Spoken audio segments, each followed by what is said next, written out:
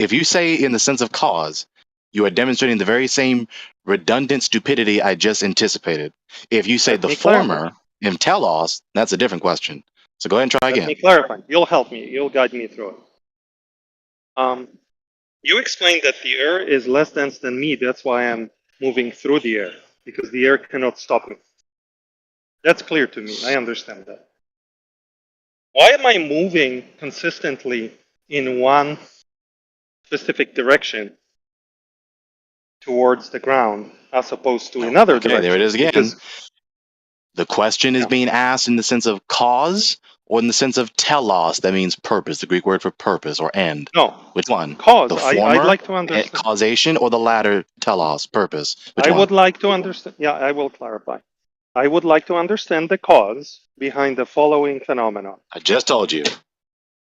See? Okay. The phenomenon This is stupid. I just told you. Well, I haven't asked my question here. No, I answered that question already several times before. You repeated it No, you again. haven't. I have. No, you have not. Yeah, see, the thing is, I have.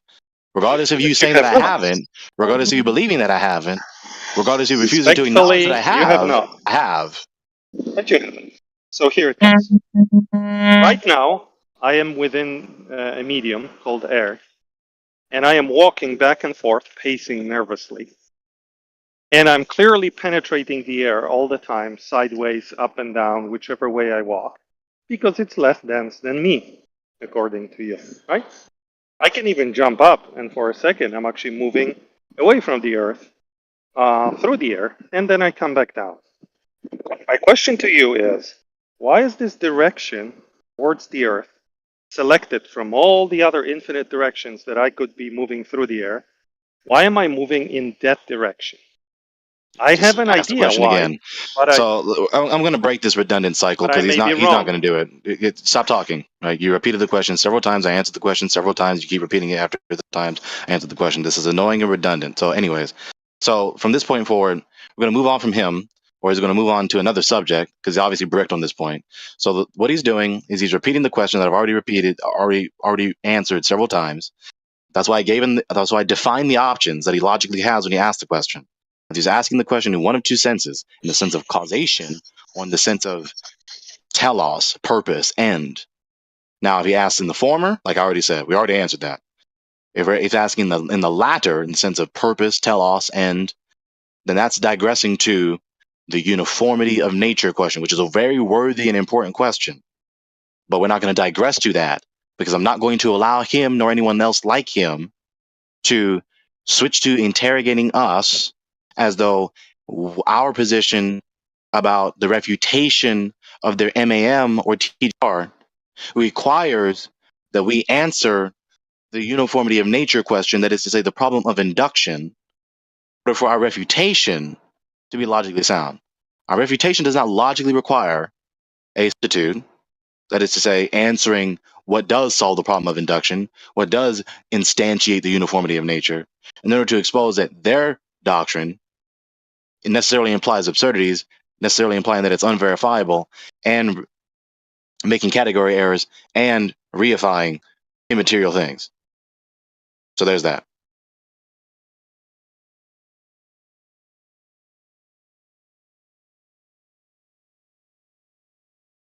Because the question of why or what causes this material entity to behave the way it does, you can ask that question ad infinitum. Or you can ask that a finite number of times, and what you eventually get down to is what causes anything to be anything or behave the way it does. That's the problem of induction or the problem of causation, which the scientist, who's usually materialist, cannot answer. Why? Because you cannot empirically detect causation. Can't do it. But if you deny its reality, you're also reduced to absurdity. So you must sustain its reality, but you can't treat it like it's a material entity. It's another type of entity. And you need it in order for there to be any knowledge whatsoever.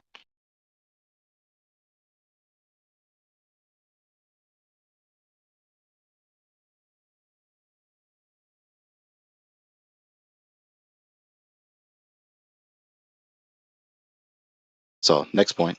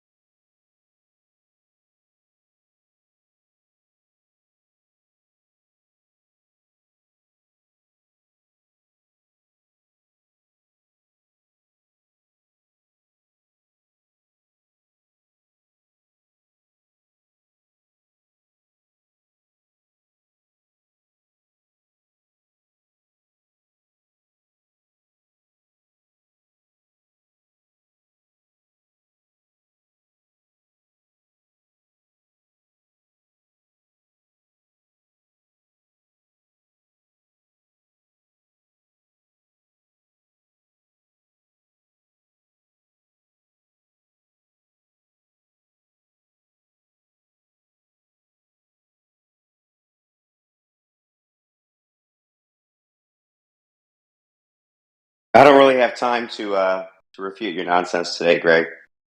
But you did have time to say a cavil. Do you have a definition? You could have used that time to say an argument to demonstrate that you do know better. Causality? Now he's quibbling. He does have time to quibble now and talk to me. Interesting. He doesn't have time to logically sound. He's still doing it. He still evidently his time is rather lengthy. He has time to be disruptive, but he doesn't have time to say a logically sound argument to actually refute me and demonstrate that he really does know better. Interesting. Well, yeah, he's a duck. He's a duck. He has to quack. Hold on. He quacks we start a lot. talking, and that's a half an hour, right? At least out of my day. I don't have time for that, but I do have one question for you. What's your definition of cause? So you do have time. We're gonna go over. I got about 5. I'll give it 5 minutes. Do you have a definition for cause? Yeah, give it. Okay. So take a look at the open chat. Once you pay attention to cause, it's a very profound and nuanced thing. Let me find this for you. Down. I mean, like, there's efficient, ultimate. There's all sorts of definitions for cause. What are you working with here? It depends what I'm talking about. It's not just one of those senses. Strictly, in all cases. Okay. So first and foremost, causation itself, it is a type of relationship. Specifically, it is a how do I say this? Because it's not just locomotion. But yeah, it's a kinetic locomotion relationship. Baby, don't get greedy. It's always someone like this. It's always someone every day. At least when I come here, anyways. So it's a type of relationship. It's a type of kinetic and/or locomotion relationship, right? The causal relationship between my volition and my body. The causal relationship between my body and the door when I want to close the door, right? The causal relationship between the wind during the hurricane and the house on the beach side that tumbles over, right? Et cetera, et cetera. So there's that. So that's causation. And so when you're talking about these things, you have at least 4, but arguably 5 distinct senses of causation. So you have to zoom in. You have the causa efficiens, or the efficient cause, or productive effective cause, which is the agent productive of the motion or mutation in any sequence of causes and effects.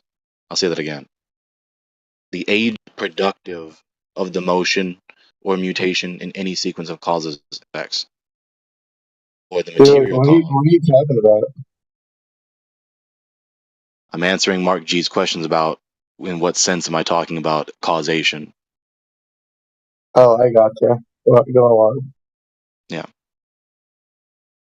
Material cause. Which is the substantial basis of the motion or mutation. The material on which the cause, efficient cause, operates. Right. So when I exercise my volition, I, the person, am the efficient cause. The material cause is my flesh when I kinetically contacted the door to close it. So to make it make sense. And the formal cause, which is the essentia, the essence, that which makes a thing what it is, or the whatness of the thing, that's ontology. In which is, hey Gregory, I'm sorry, I had a phone call. So why do I go towards the ground? That was not the time to interject, because you're going to make this rather. I thought you were just riffing. Complex doctrine. No. I was being specific, and you're still just ruining it. This is your cue to stop ruining it. Hold on. He was answering my question, and I've got his definitions here, which I understand, but and I'll in there. Thank you, Greg. I'll save them and I'll read them. I know these definitions, so but that's good. It's helpful. It's helpful to know what you're working with. Thank you. All right. Good.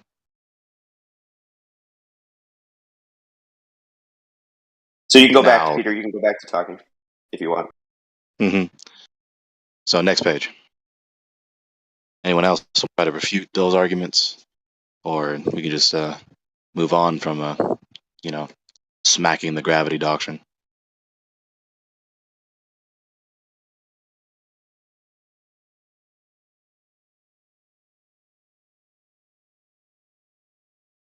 Oh, that was a great job, by the way. I really enjoyed that.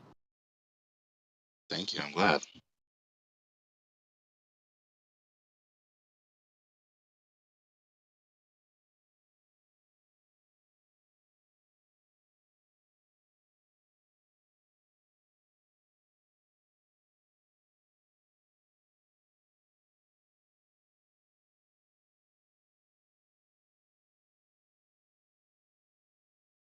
I mean, for the scientist cosmology, it's worse than Humpty Dumpty. I mean, at least Humpty Dumpty had a chance to remain intact.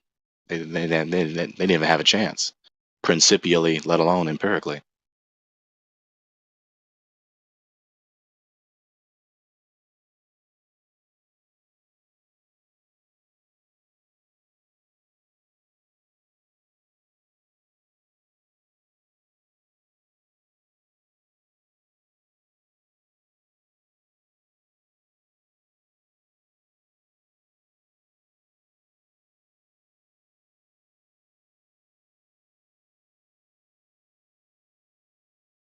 Not hear that often.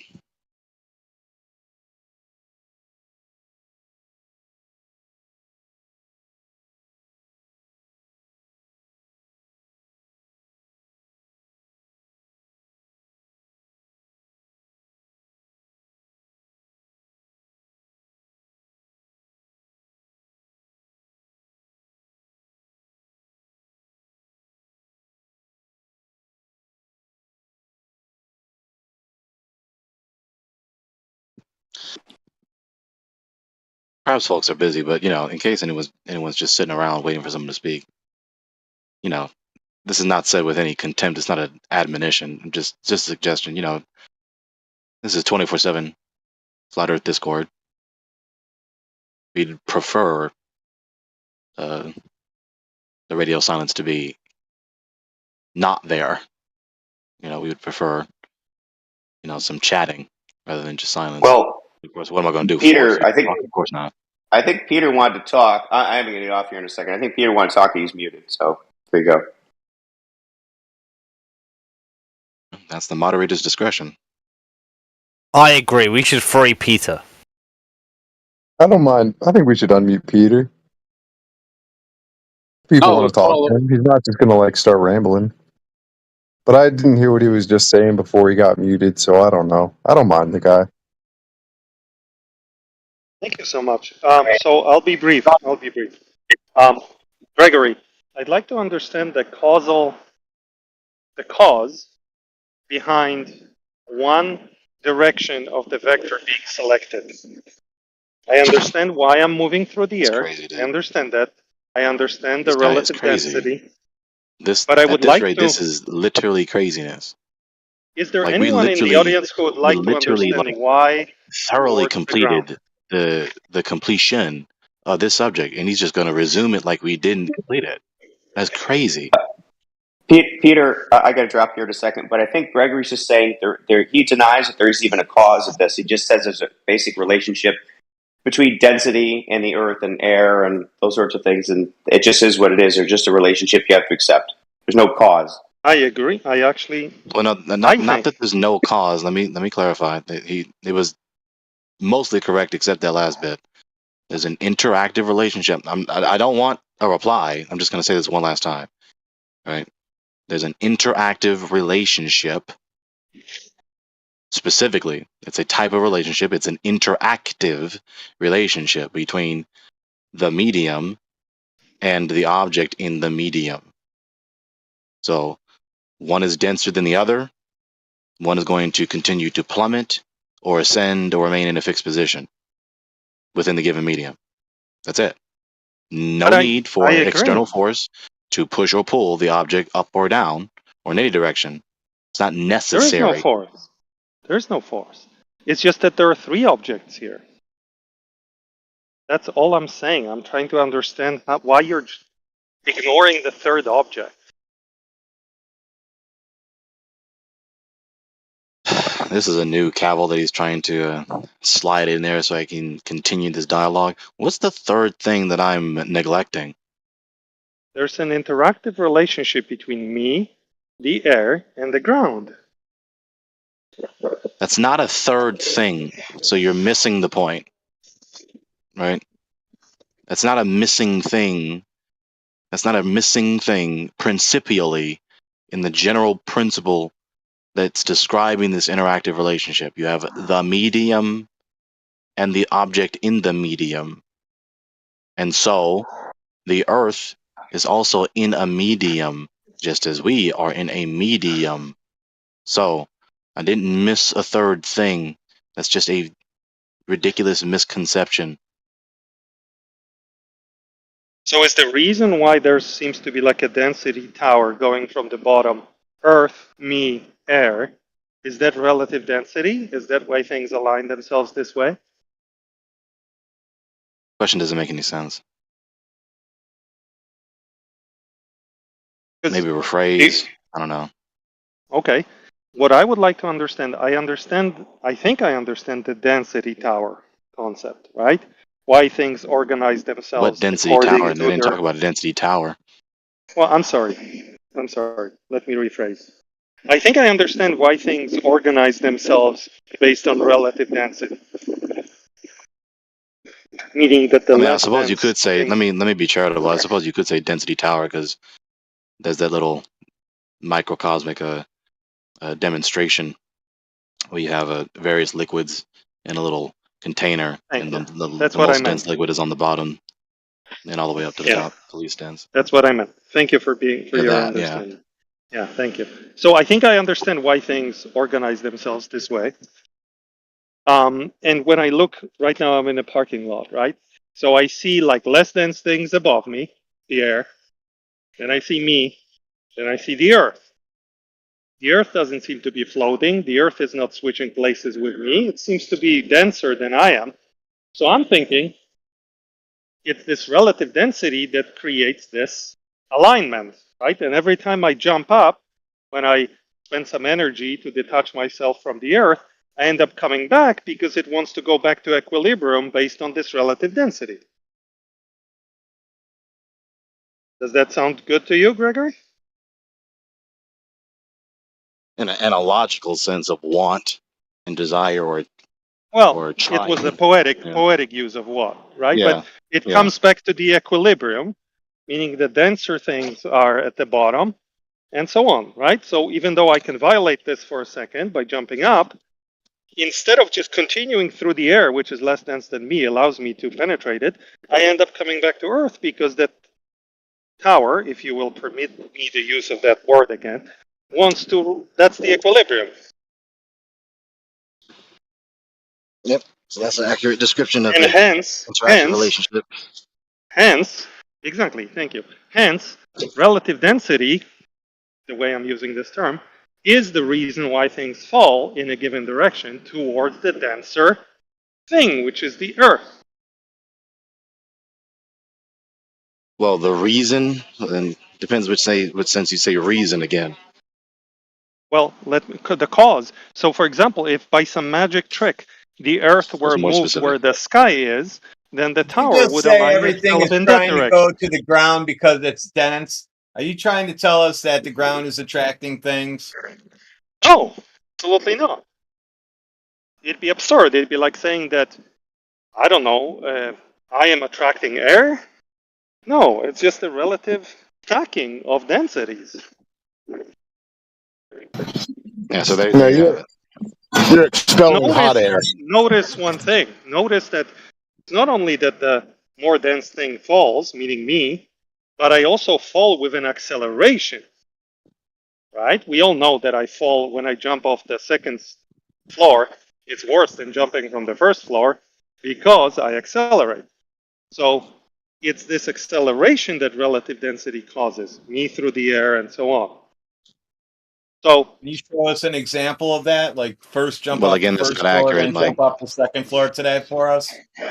Yeah, that's also not accurate. Density isn't causing. It isn't as though density is contacting you and pushing you, right?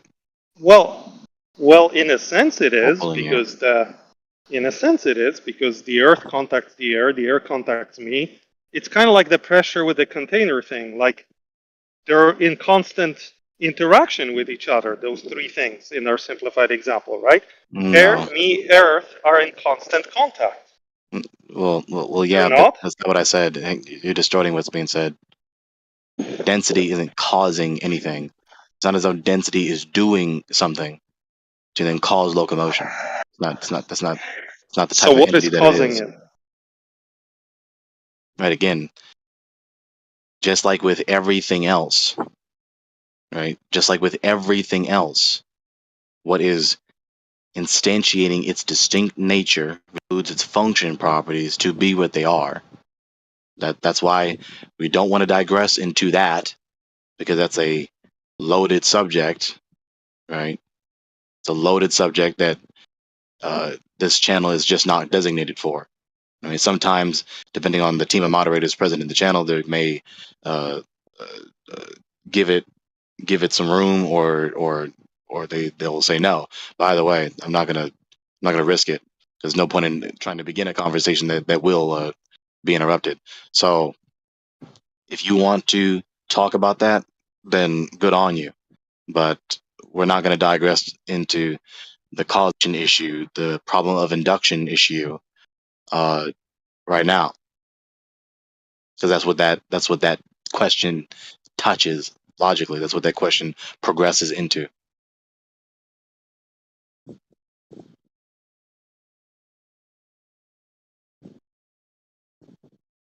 Oh, he left.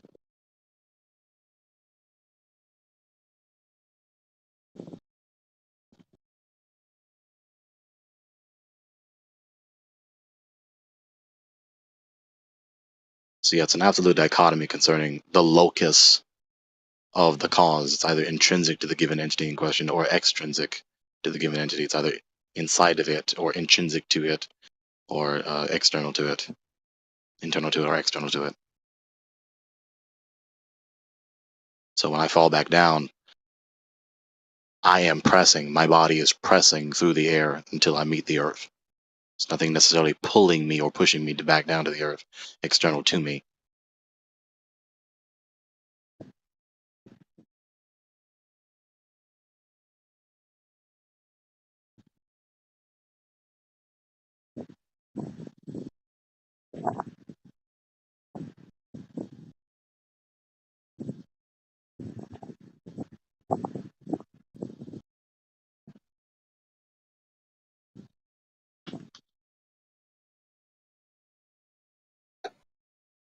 It's funny how they can just ignore when you bring up gas and how that is also matter and doesn't exhibit this behavior.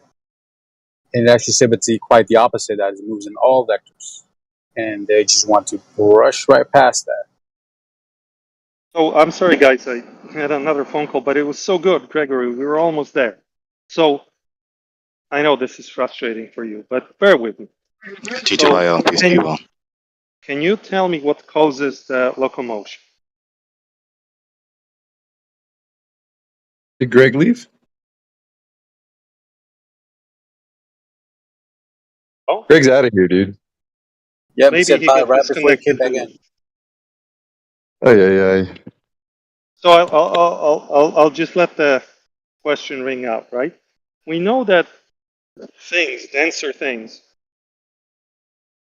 we can create a situation in which the media of different density that kind of hang out together and no density tower is created, at least in a specific direction. For example, a very simple experiment anyone can do is putting a helium balloon inside of their car, in their stationary car. There will be obviously a density tower. I'll just use that concept for now, because the balloon kind of wants to go up, and you can tie it to your car with a string, and it's it's kept in place. However, there is no density tower sideways. When you accelerate your car, surprisingly, the helium balloon goes forward instead of intuitively we would think it would move backwards like we do, but it moves forward. which tells you that there's a density tower being formed with the denser air going to the back of the car and buoyancy pushing the balloon to the front of the car. So what I'm saying is that something is needed to actually have these things of different density orient themselves in relation to each other into a density tower. And that's what I wanted to ask Gregory. You totally understand why I'm able to move through the air, but it's not clear to me why there's a motion towards the Earth. My claim is that's because of the relative density of the Earth itself, as well as me and as well as the air, and that's why things fall. But then he ridicules me for even asking that, which I think is unfair, because it's a genuine question. What causes motion? What causes the stacking in that direction? My answer is relative density. I even have experiments supporting this claim that introducing additional density in a given area, in a given volume, increases the strength of the vector or also impact its direction. But if it's in line with the density tower that already exists, it actually increases the rate of acceleration. But Gregory doesn't want to talk about that.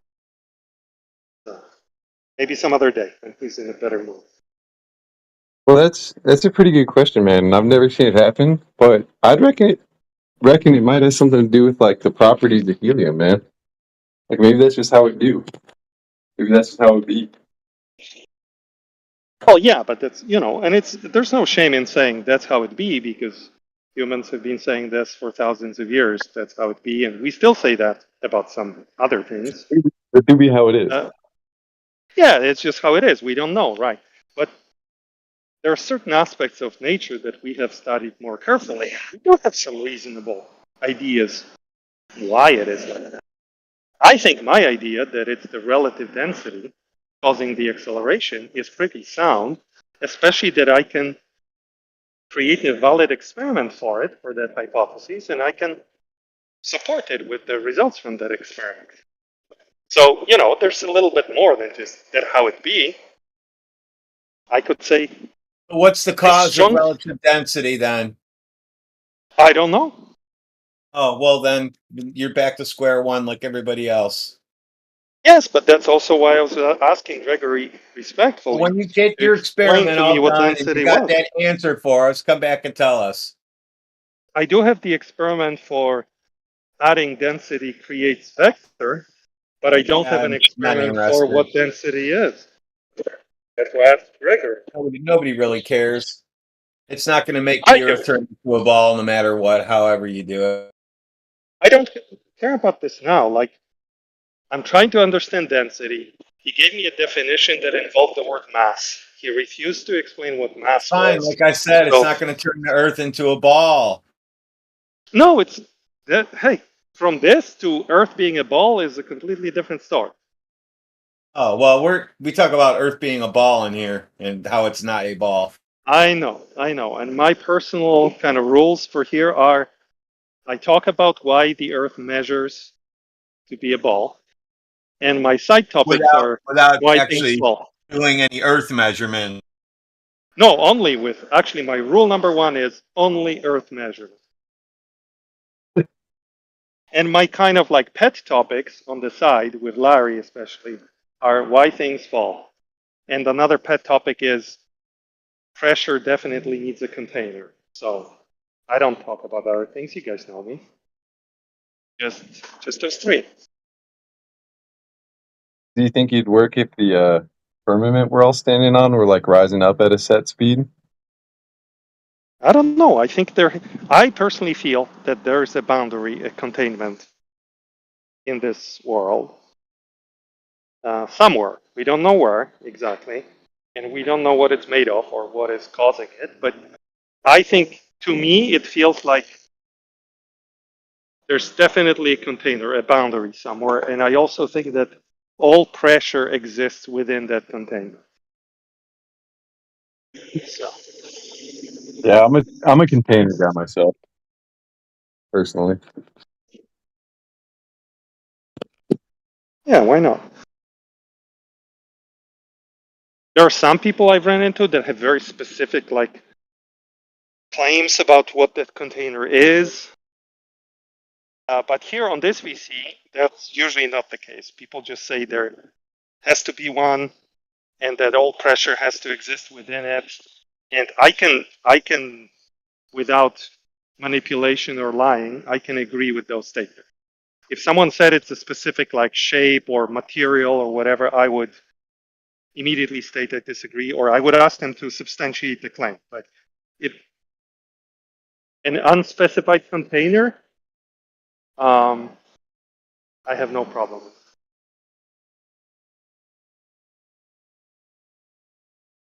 it. Yeah, because it doesn't make sense, right? Like you got, all the nickel on Earth apparently came from supernova explosions or whatever. That doesn't even cover like a third of the periodic table. Then you got all the supposed particle loss from the atmosphere standing next to a vacuum. It's like, how does that add up? I mean, That is stupid. Everybody who looked at the second law of thermodynamics knows that you couldn't have a vacuum next to like a cloud of gas, because the movement of the gas particles, the random movements of gas, would cause it to expand into that empty space. yeah.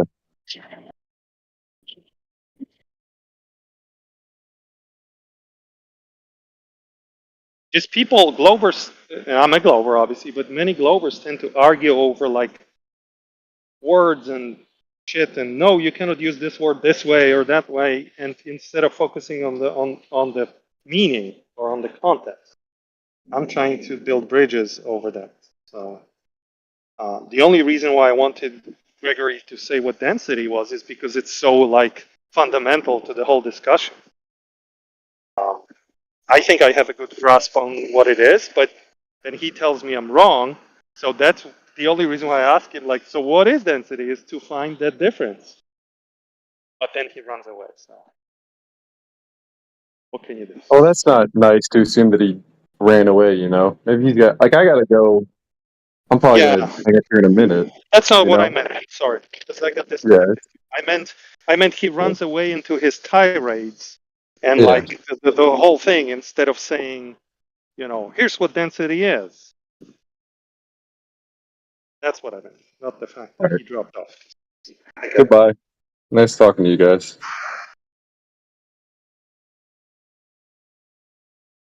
We're making a lot of progress on this VC just this week, building bridges. Oh, things have changed since the last time I was here months ago. Like things have improved.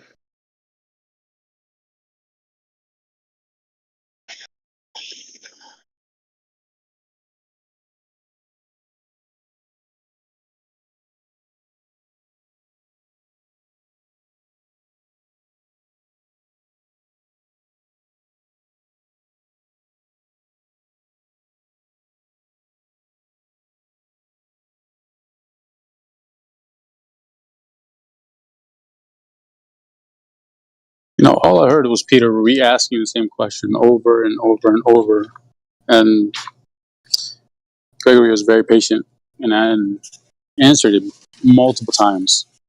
So That's how so Peter the does. container. Yeah. Yes.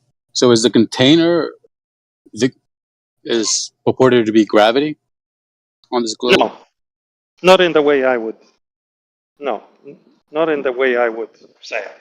Some people say it, but they won't say container. They'll say containment.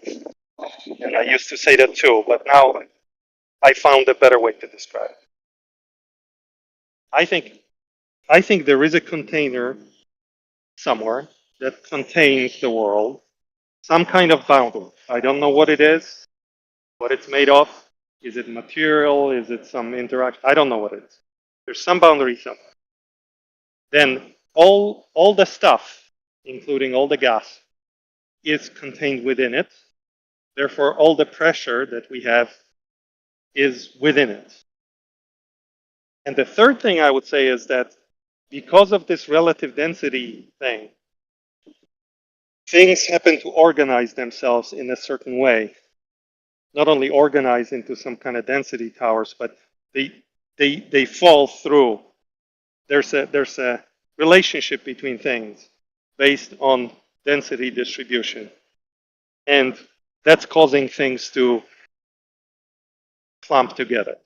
But the container is more, or clump together, have a relationship, spatial relationship, let's say.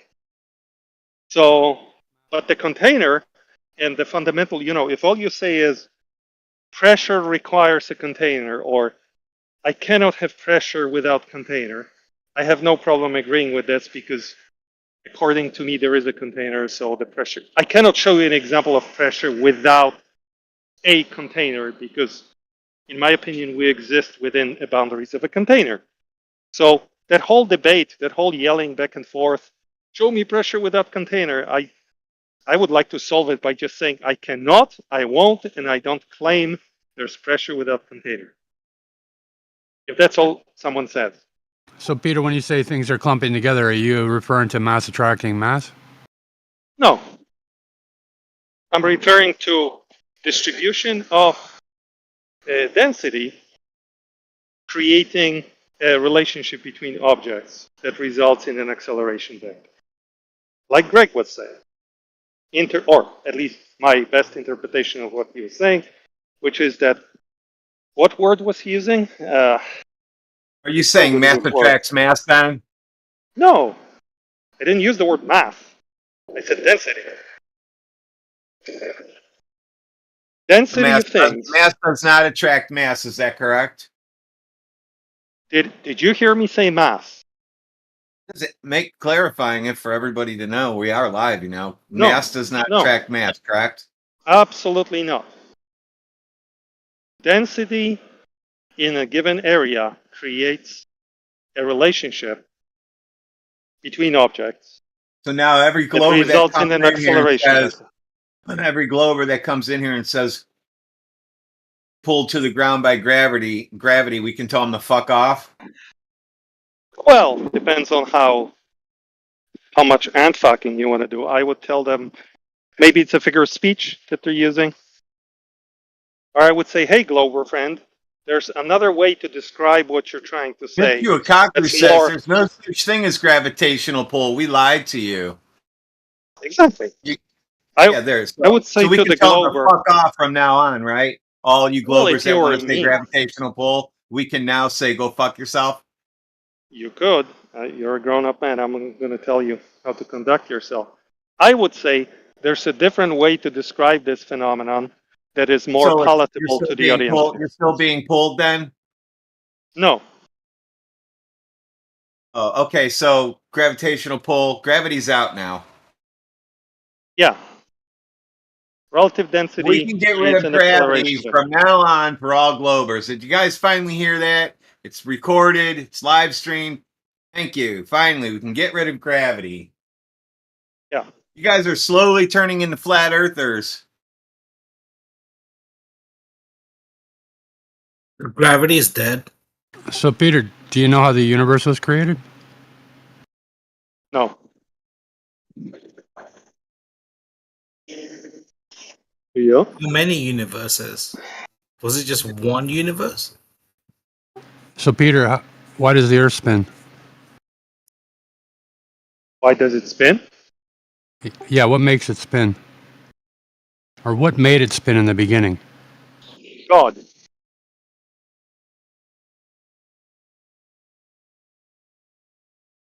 Come, nobody wrote that down. I'm giving you a high-level answer. I think God created the universe. I don't know how. How come they didn't write that down in the book that said, and then on this day he spun it like a basketball on his finger, and then that was it? I don't know, man. He didn't write down many things. That was actually not him. He spun it with a 66.6 degree tilt. He didn't write the book. On this day, I created volcanoes. Yeah, at least in my religion, we don't believe that God wrote the Bible, like physically himself. But maybe you do, and that's your...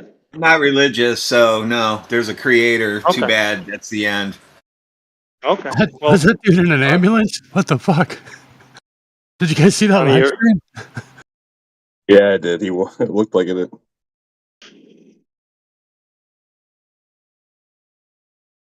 All right, I think we solved that.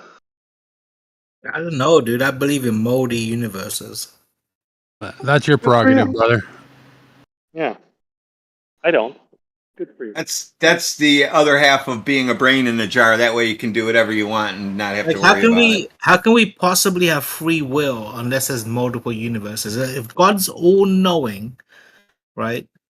If God's That's all not the- knowing, that's if not the God's all topic of knowing, the then in debate. this universe, every thought or Branch, you're every just gonna action get you can muted make. here shortly. I'm just saying though, like if God's all Wrong knowing, forum. every action is already fucking known by God. Hey, So dude, unless we have multiple universes, Let him have his time, we man. cannot have free will.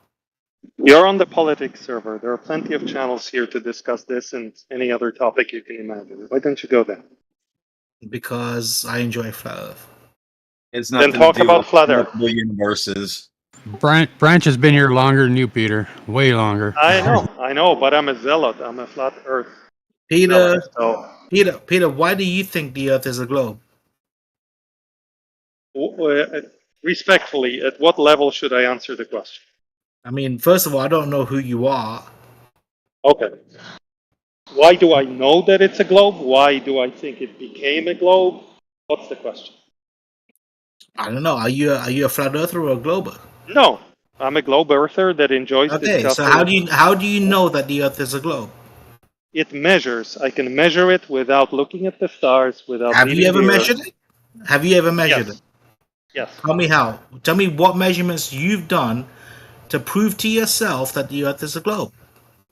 I measured the spatial relationship between 2 points on Earth.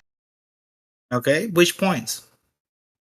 1 point was a parking lot in Washington State, and the other point was a apartment building in Victoria, British Columbia, Canada. Okay, so first of all, why I think that your calculations are wrong is you need more than 2 points. No. Because measuring just 2 points gives you a linear answer, and there's no way in hell you can prove anything with just measuring 2 points. Well, if on a 3D surface, you need to have you need to basically have the X, Y, and Z. Yes. I said there were 2 points. And you can't do that with there 2 were just points. 2 numbers. All right, so tell me how you measuring 2 points. I think I can. He's got a whole presentation here, Branch. I didn't. I didn't say I measured 2 points. It's a nonsensical thing to say measure 2 points. You don't measure. It's retarded that It's retarded that you even thought that measuring 2 points can tell you whether or not it would be retarded. It would be very retarded to do that. It would be extremely retarded to do that. What I told you was that I measured the spatial relationship between 2 points. Okay, tell us about that. Yes. So I used that means 4 you must values. have an X, Y, and Z on both, right? In a sense, yeah, of course. And that's still not enough. But anyways, go ahead. It is is enough. So the values that I used to determine that the Earth is a globe were the elevation of those points over a common reference point, mean sea level. So 2 values for elevation.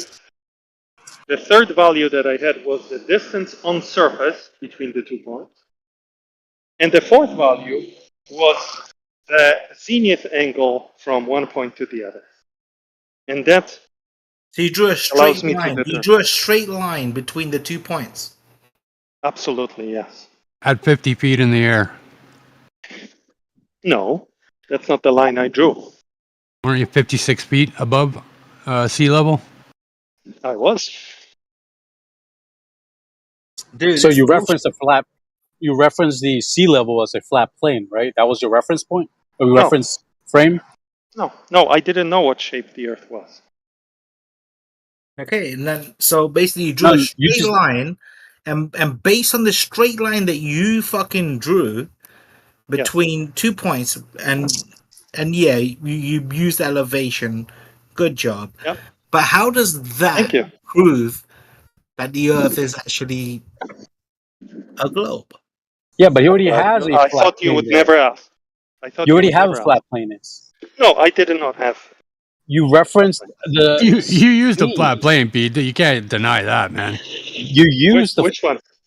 You had to sea reference level. a flat plane to fucking know your deviation from that flat plane, right? And what plane was that? Sea The level. plane of your theodolite? No, that was not the plane that I used. So sea level then, right? No, All right. I don't think that. I don't think you can determine the shape of the Earth based on one straight line. So let's just let Peter keep on talking.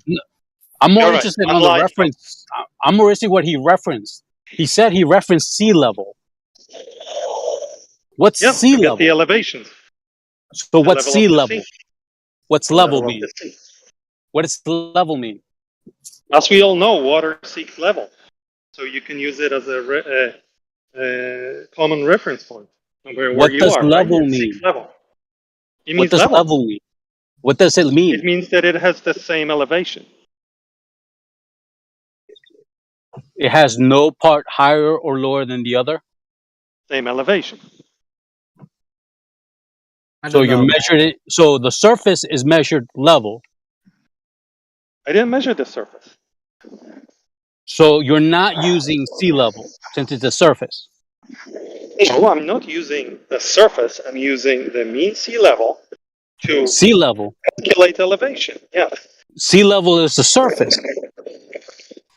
No, well, it could be, but I'm not using that at all. Where is the sea then? Is the sea not on the surface? The sea is next to the point with elevation I'm measuring. So you're measuring off the sea level. Yeah. So you're measuring the surface and you're referencing the surface plane. No, I'm just saying how high on top of the mean sea level am I? Oh, 56 feet. Nice. Then I go to the other location and I say, how high am I off the sea level? Oh, 200 and whatever. Nice. Okay, so this is level from that distance. Yeah, it's the same elevation. Level. So the surface is completely level. No, it's the same elevation. No, you measured. You said you're measuring off the sea level. So you gave me two different numbers, and you're measuring off. You're overloading the meaning of the word level. I'm using it correctly. No, Peter, you're trying not to use it so you can say above a ball, and it's not correct. Well, we're gonna find out whether it's a ball or not. That's the whole point of the measurement. Not if you're measuring off the surface. Yeah, no, he's measuring topography. He won't admit it. Yeah, topography. Yes. That guy's right. Whoever that guy, the mumbling guy, got it right. I measured the local topography of the 2 points, right? Their elevation. Awesome. And that on its own, it's not very impressive because all I know is what elevation those 2 points have. It's the spatial relationship between those 2 points. You put your laser 56 feet above the water when you could have just went right down to the water and measured the water. And I did not use a laser. Nobody. Where did the laser Whatever. You're theodolite. You could have put it down on the fucking shore and measured the water straight across, dude. At a couple feet above it, and you could have showed it. You could have showed us no problem that there's no curvature on the water, dude. But the water's instead, you jumped up 56 feet in the fucking air, shot across to a building on the other side, 30 fucking kilometers away, and you're gonna tell me that fucking you measured Earth curve. Whatever. He's exactly right. He's exactly right, Peter. Like, you can't determine the shape of the globe with just two. Yes, I can. Yes, I can. No, you can't. Not with 2, no, with 4. I said 4. 4 values. Okay, but you only took 2 points. Yes, with 4 you definitely can. With 3 you can. No, 2 points, 4 values. I used 4 values to determine the shape of the Earth. 4 values. So, Peter, you live in Canada, right? Do you? No, I don't. Oh. You've got measurements from 4 points on Earth. 4 different points, different elevations. 2 points. Kurwa jego mać. 2 points, 4 values. You want me to switch to a different language? Man, you don't really understand physics. You don't understand geometry. This is not about physics, geometry. It's not physics, it's geometry, right? You don't understand geometry. I understand it well enough to prove that the Earth is a globe. Can't prove the Earth is not saying much. You can't prove the Earth is a globe using 2 points. Yes, I can. Would you like to see the biconditional statement? Not really, but you're gonna show it anyway. Of course I am. I already know it's bullshit. No, you don't know that. It's impossible. It's impossible to determine a 3-dimensional shape using 2 points. Impossible. Impossible. Human to see.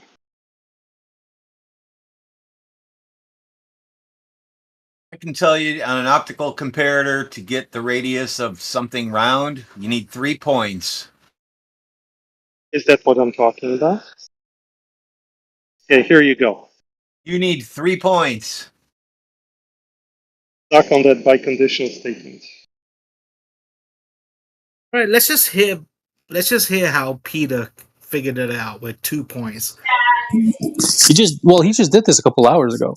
Oh, then you should just read it. You should read it in the chat. This is exactly how I figured it out, okay? No, just read it. I already did.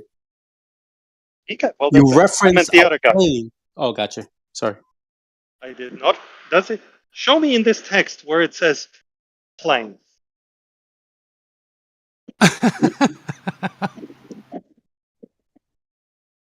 So you're not using a plane to do any angles or anything. I am. To get just not the one you think I am. I am using the plane that's the same one. I am using a plane that is common whether we are on a flat Earth or globe Earth. It's the same plane. It's called a vertical plane. Oh no! Yeah, you can't have vertical to the surface of a ball. Ah.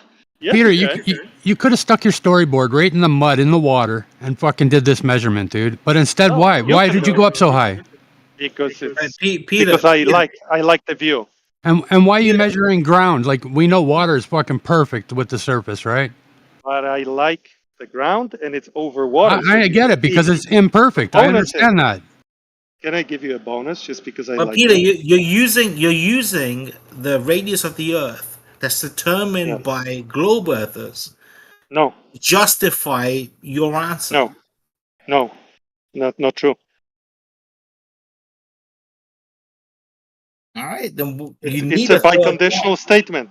The biconditional. Whoever spoke with that nice voice, you're looking at the curving water in that photograph. Enjoy it, just for you. Measurably curved water. I measured the curvature. So you measure a building and I'm looking over the water. Curved water. The water is curving at the specified value that I measured. I bet you go down to the shore and you can fucking see the shoreline on the other side from the fucking shore. That's exactly what the photo. Look at the photo. That's what it shows. Yeah, you're 56 feet in the air, but I bet you if you're standing right on the shoreline, I bet you can see that other shoreline, dude. No drop. You could do a measurement as well, my friend. So you didn't do that though. And you didn't do any of these. These are from somebody else. Of course, my good friend.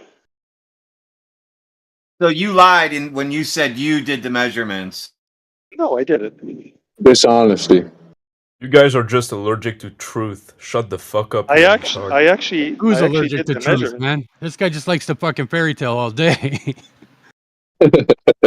If you look at the video that's linked in my presentation to the person who used the theodolite, they did not do the measurement that I did. They measured something else. I measured the curve. You didn't measure the curve, Peter. You did a measurement. I agree with you. I measured the curve. You didn't measure any curve, man. I measured the curve. Good for you, if you say so. With 2 points. With 2 points and 4 values, measured the curve. And the photograph that I shared with you shows you the curve.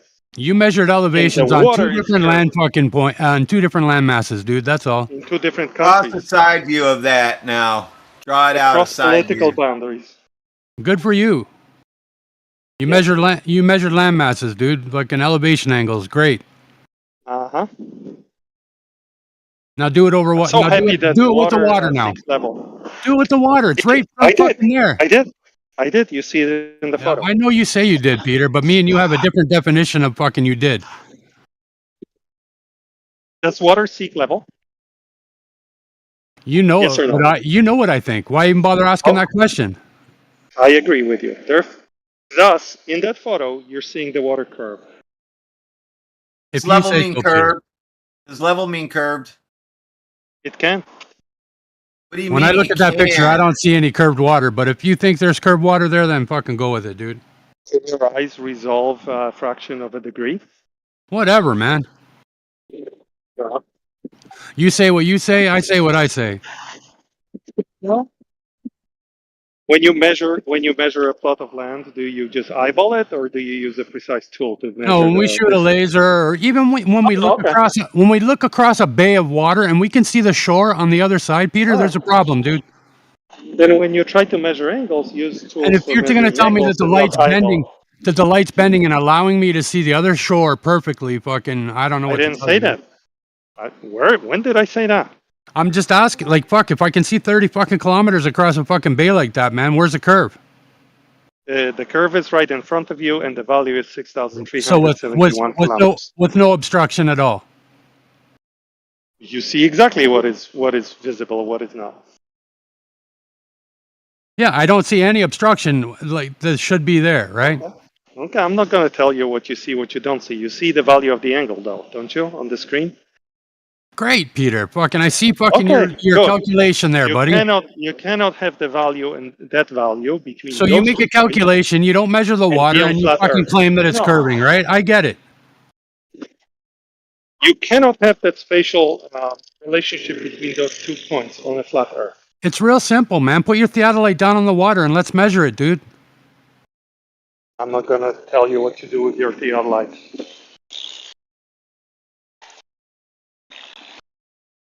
Stick a storyboard right in the fucking water there on the other side of that shore and put your fucking theodolite on the other shore and point it across and show me the same I measurement. don't feel like it. I don't feel like it. I feel like pointing it at a building of known elevation. I get it. Okay. You can do something else. You can do the same measurement in any point on Earth using any other two reference points. And if you can go on to 24/7 flat Earth and you can look at laser measurements across a lake for days in there, man, if you like. I can't because I'm banned from the server. Oh, it sucks to be you. It does. Dude, why do you fuck up so bad that you get banned from the information server? You know, I've learned. It took me a while to... Dude, you got banned from the information server. I know. I wasn't always a good man. Like he's got such contradiction just in the way you talk, Peter. You say that the water's level, but yet fucking it curves around the globe, right? Like how do you square that? How do you square that in your head? Mean water level is the same. Everybody knows. Oh, so level is curved then. On a curved surface, yeah. All right. And in that photograph, as a bonus, I'm showing you. Like how do you ever reference anything, dude? Like fucking, how do you ever fucking build anything if fucking a level is curved, man? If I get a little tiny level and I put it on a basketball, it's actually level when I go all the way around it? No, that wouldn't work. Oh. In that, appreciate the value of the photograph. One, it tells you that there's curvature. Two, it shows you water actually. I'm not appreciating shit, dude. Following you can that fucking curvature. sit here and fucking spout off all you fucking want, Peter, but fucking you ain't showing me nothing, buddy. He typed water curving here and here. Yeah, just to help the audience. Yesterday I was asked to ask that. People asked me to do it, man. You're gonna get. I'm sure. You're getting a vacation, I'm sure. Uh-oh. Glad I was able to help.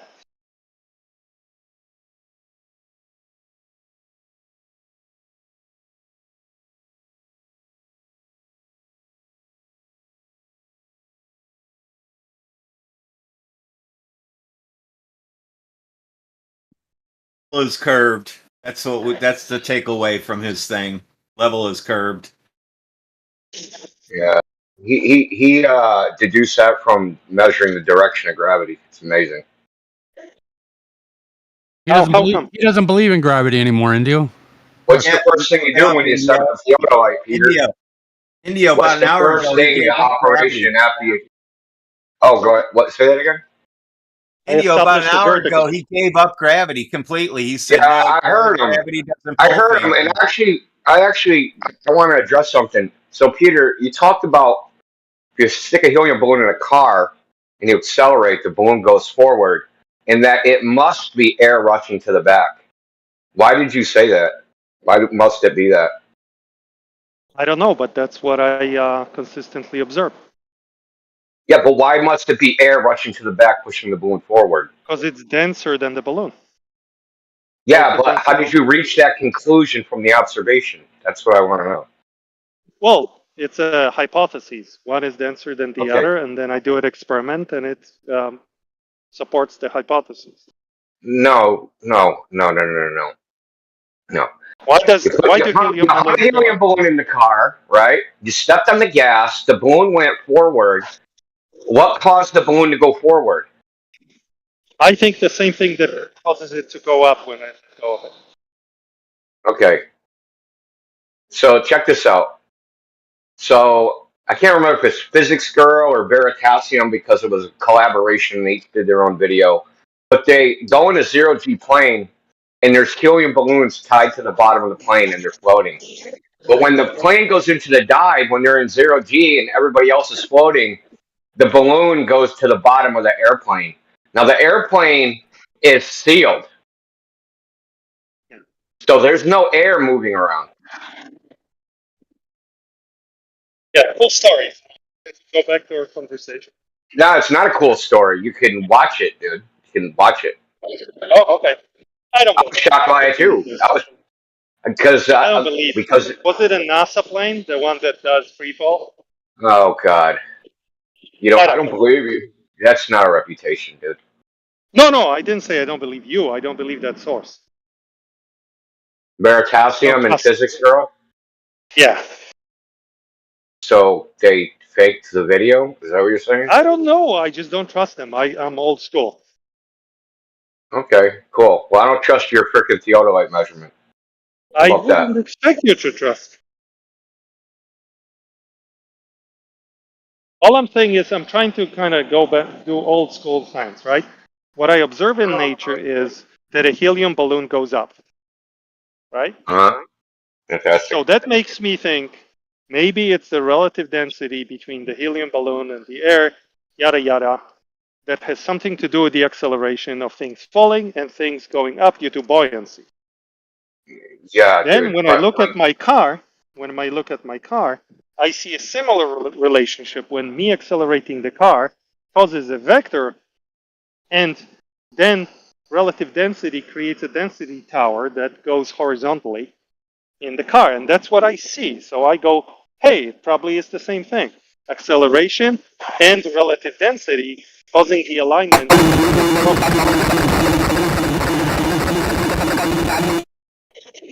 Which is what Gregory was telling us earlier, that this alignment occurs in nature, and that's what I'm seeing. That's all. You took a density tower into a car and accelerated it and turned it sideways or something?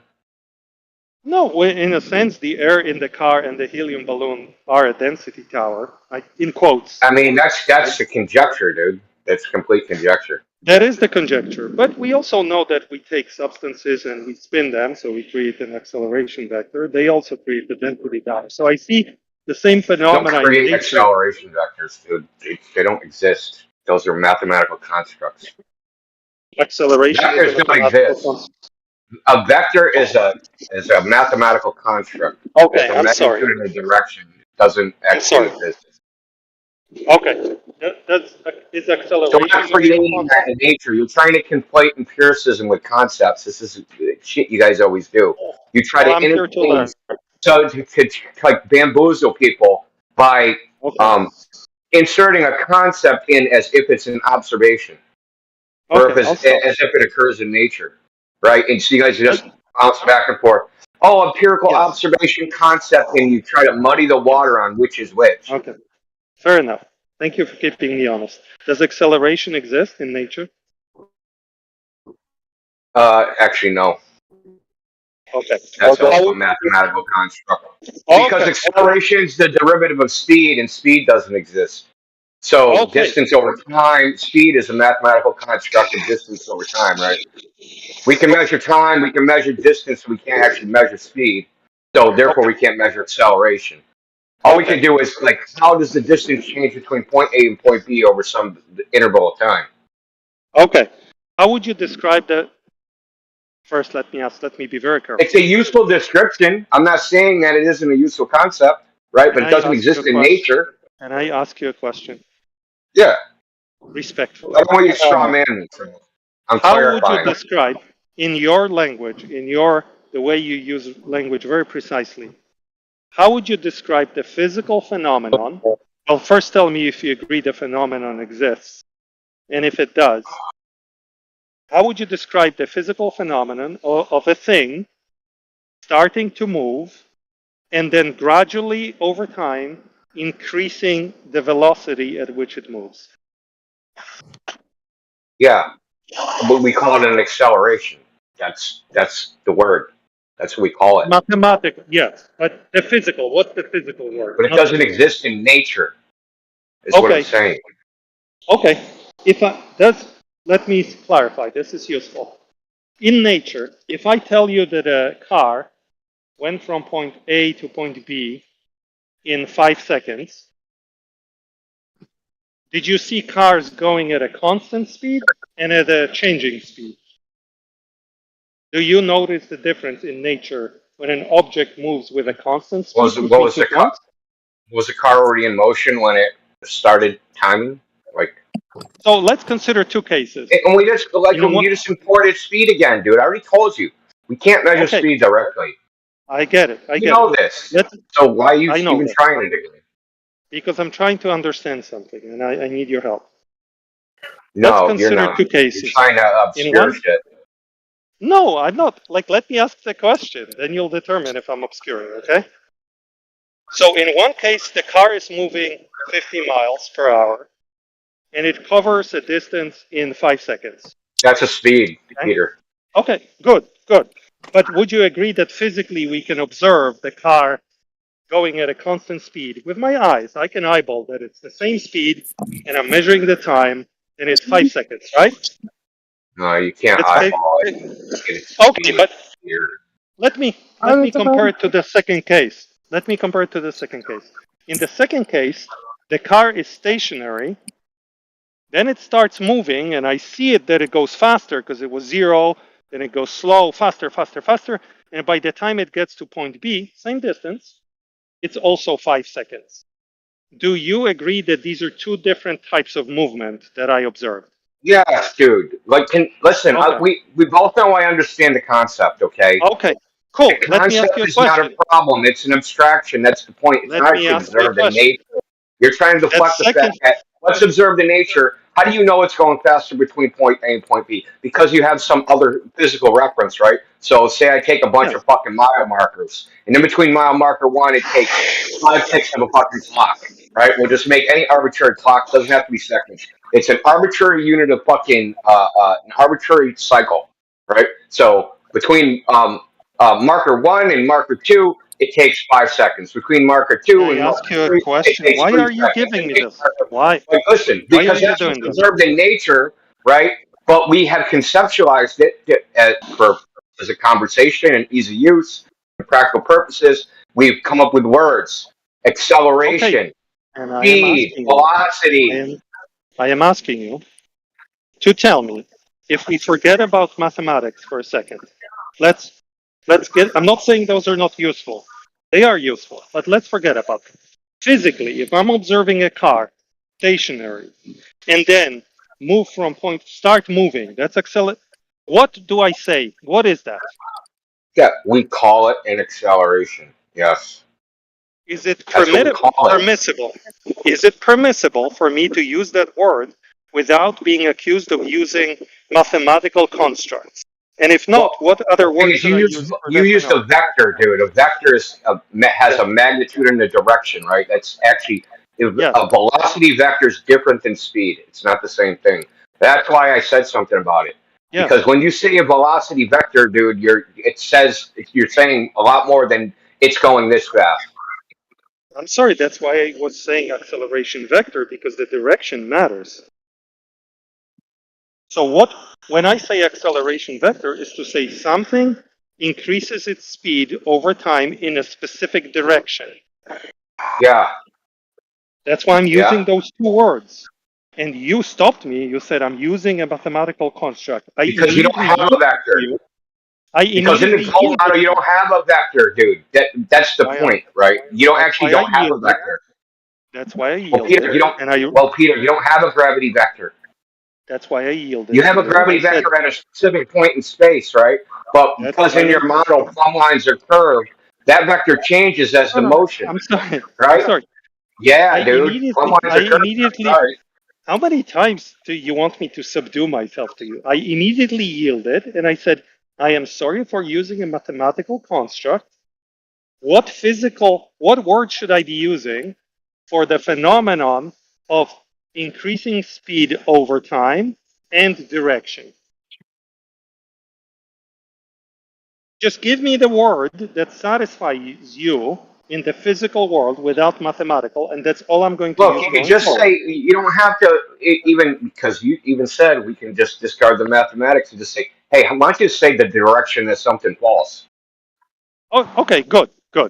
The direction where something falls and the rate at which it falls. Okay, I will read. Is that actually relevant to your point, though? The rate? You started this conversation. Well, I'm asking you, is it relevant to your point? Yes, it is.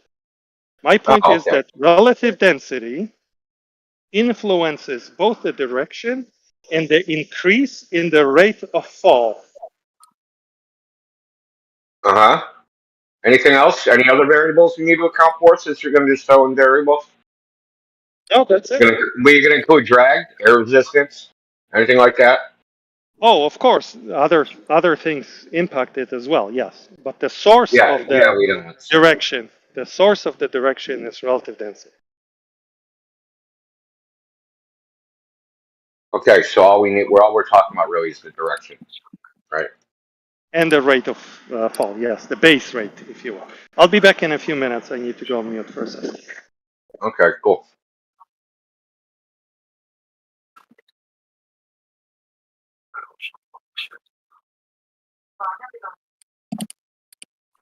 Can I ask a question? Sure. I've been listening about this final experiment thing, and I have a question. Why would like a 24-hour sun prove the globe? I don't know. It can't prove. It can't prove flat Earth or globe. Period. It just doesn't matter. But if Whitsitt and Jaren agree with the premise, I don't give a fuck. I don't give a fuck what Whitsitt and Jaren agree with. Why would I care what they agree with? No, but I'm asking what would be the logic there? Like, what is the logic? Why would the 24-hour sun prove the globe? It can't. And I'm not even. I don't know if Whitsitt agreed with that because Whitsitt usually applies logic. Jaranism not so much. So okay, with anything about the sun that was observed and then you correlating it to the Earth, it's an inference. And as an inference, just as a matter of logic, it can't prove anything. Inferences can't prove things. Period. This is a matter of logic. So whatever observation, because it's an indirect observation and you have to infer what the sun does to the shape of the Earth, it can't actually prove anything. Right? So it will only prove something like within the globe paradigm of how the sun works, the Earth can't be flat if we see a 24-hour sun. But that assumes the entire globe paradigm is true. Right? That is true. I agree with you. So you're basically affirming the consequent, and it's just bullshit.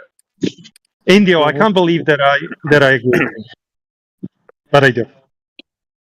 We're building bridges here, man. We're building bridges. Yeah. Yeah, Peter's building bridges and fucking clipping like a fucking bitch. Oh.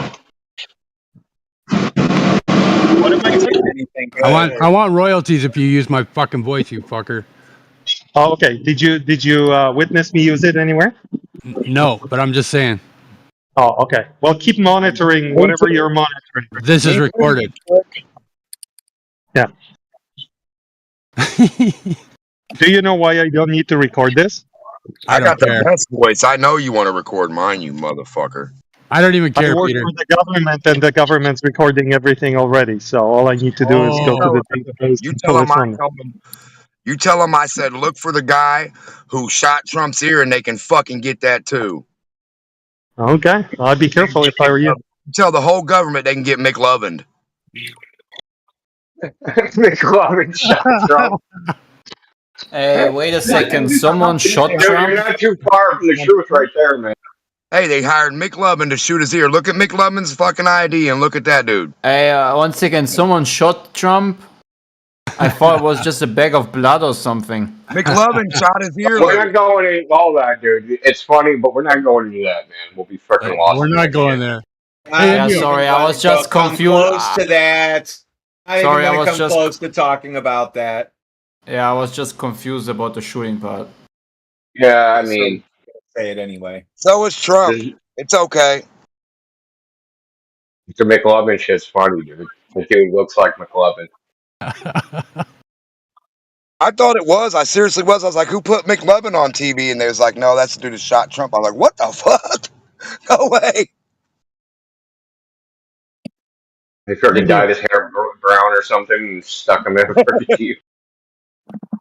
Indio, I was watching one of your videos on 24/7 about the moon landing, and the chick was talking about the Van Allen belt. And I remember, like, back in the 80s and stuff, everybody used to talk about the Van Allen belt, but now nobody talks about it no more. Like, is it been debunked or something, or? Oh no, dude. I would say, no, it hasn't been debunked. No, they just said, let's say something like, they weren't in it long enough, right? And they'll just make up some bullshit. But Jared White, who's actually borderline anti-flat earther, I don't know if you know who he is. He has like he does a lot of the like moon fakery shit. But he goes over the Van Allen belt radiation like in like excruciating detail on like how much radiation exposure they would have had, how long they would have been in the radiation belts. He actually like does the numbers, and they would have been dead like 3 times over. Yeah, like the chick in the video said, like 300 to 500 rems. Like, buddy. Well, the way they get around with it, they try to mix units, right? So there's a bunch of different types of units. So there's Roentgen, there's Rem, there's Gray. So there's different units of measuring radiation.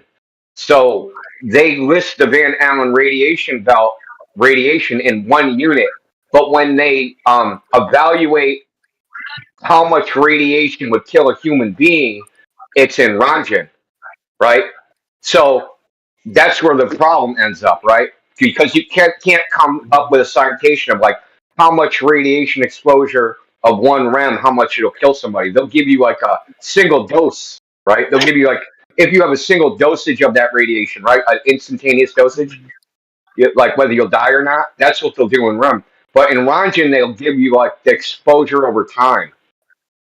So Indio, I have a question that always bothered me. Exposure over time that kills you, because when you have a certain threshold exposure over time, your body can't recover from it. No matter what you do, you're basically dead. So, like, you might live initially, right? I had this exposure of, I don't know, 50 sieverts over like an hour. And I'll be walking around fine. And then, like, a week later, my teeth will fall out. And then, like, 10 days later, my hair will fall out. And then my skin will start falling off. And then I'll have organ failure. And then you don't die, like, immediately. You die over time. Indio, like how did they measure it? How do they measure the Van Allen belt radiation? We don't know. Okay, Van Allen measured it with a rocket. Infrared satellites. No, See, here's the thing. I want to ask Indio. He knows about this stuff. You guys are just speculating. How did they measure? I don't know a lot about it, dude. I wouldn't say I know a lot about it. All I know is Van Allen launched rockets. I think they went up 100 miles, and he measured the amount of radiation. I don't know if the rest is speculation or a model or whatever. But according to them, there's Van Allen there's radiation belts that surround the ball Earth, and they have and they are 100 miles. They're not. Super amounts of voltage too. No.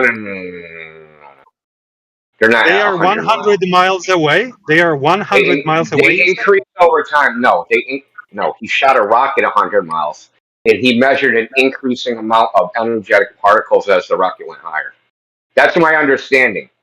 Don't quote me on any of this shit. It's been a long time since I looked. Okay, it's sure. So nobody went to the belt.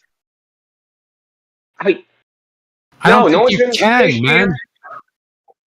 What's in the space, know why Peter? it's called a belt in the first place. Dude, it was a backstop in case they were ever called out. In case, listen, they could always have said, well, we can't escape Earth because there's Van Allen radiation belts fucking trapping us here. We don't need to go to space. You're like, fuck, dude, we can make a lot of money off this space fiction shit. Is space made up? Yeah. Outer space is made up, Peter. No, is the belt made up? I don't know. Back in the 80s, dude, that's what we used to say, right? Why we didn't go back to the moon or anything because of this Van Allen belt, right? And they couldn't figure out how they could get past it again, right? They only figured it out the one time, right? Yeah, but the belt was first. Then they said they went to the moon. Then they said they couldn't go to the moon because of the belt. The belt was first. I get it, but fucking that's the excuse. Like, I don't know, the myth or whatever, right? There's a guy that worked on the Orion that was supposed to see the NASA mission that goes back to the moon. There's a video of him saying that we can't get through the radiation. Okay, so why didn't they say in the 90s or the 2000s? That video. So I have a question. So when they first said, I think in the 50s, there's this radiation belt, right? Then they said we went to the moon. Why didn't they say, we just found out the belt is not as bad as we thought? Dude, why are they sabotaging their own story? Yeah, Peter, because no one's paying attention. There's I don't know if it was Jared White that asked him, but one of the astronauts that claimed to went to the moon got asked about the Van Allen radiation belts, and he was asked why it didn't affect him. He said because we didn't know about it. So I guess apparently if you don't know about something, it doesn't have any effect on you. So maybe they made up the belt. Maybe they made up the belt, but they did not make up the moon landing. I don't know. I don't really care, dude. I'm not speculating on what somebody thought, didn't think. You know, it's nothing that can be verified anyway. I think we have bigger fish to fry here than the moon landing. Yeah, man. The moon landing is easy to prove fake with other things. You don't need the Van Allen radiation belts. Yeah, you know what's even easier to prove fake than the moon landing? Well, what's that? That the Earth is flat. Yeah, we're still waiting for you to do that, Peter. I did. Your little fucking, I don't know how many times. You didn't. No, you didn't. Because you won't admit the obvious. You didn't measure the Earth at all. Yes, I did. No, you didn't. What's the first operation when you set up a theodolite, Peter? Vertical, establishing the vertical. How do you do that, Peter? You see where things fall. Yeah, and what's that? So is that the shape of the Earth? So you're getting a direction, right? So you're orienting the theodolite. You're orienting the theodolite in 3D space, but that orientation isn't necessarily has a relationship to the ground, right? What's the relationship of the direction in the ground? Yeah. What's the relationship? We know that things fall vertically. Yeah. Well, in your model, they don't fall vertically. In both of our models, they fall vertically. No, they don't fall vertically unless you define vertical as the direction it falls. In our model, they fall vertically. No, they don't, Peter. Yeah, they don't. Okay, they define up and down. Is vertical perpendicular to the surface of the Earth? Yes. Or is this... Okay.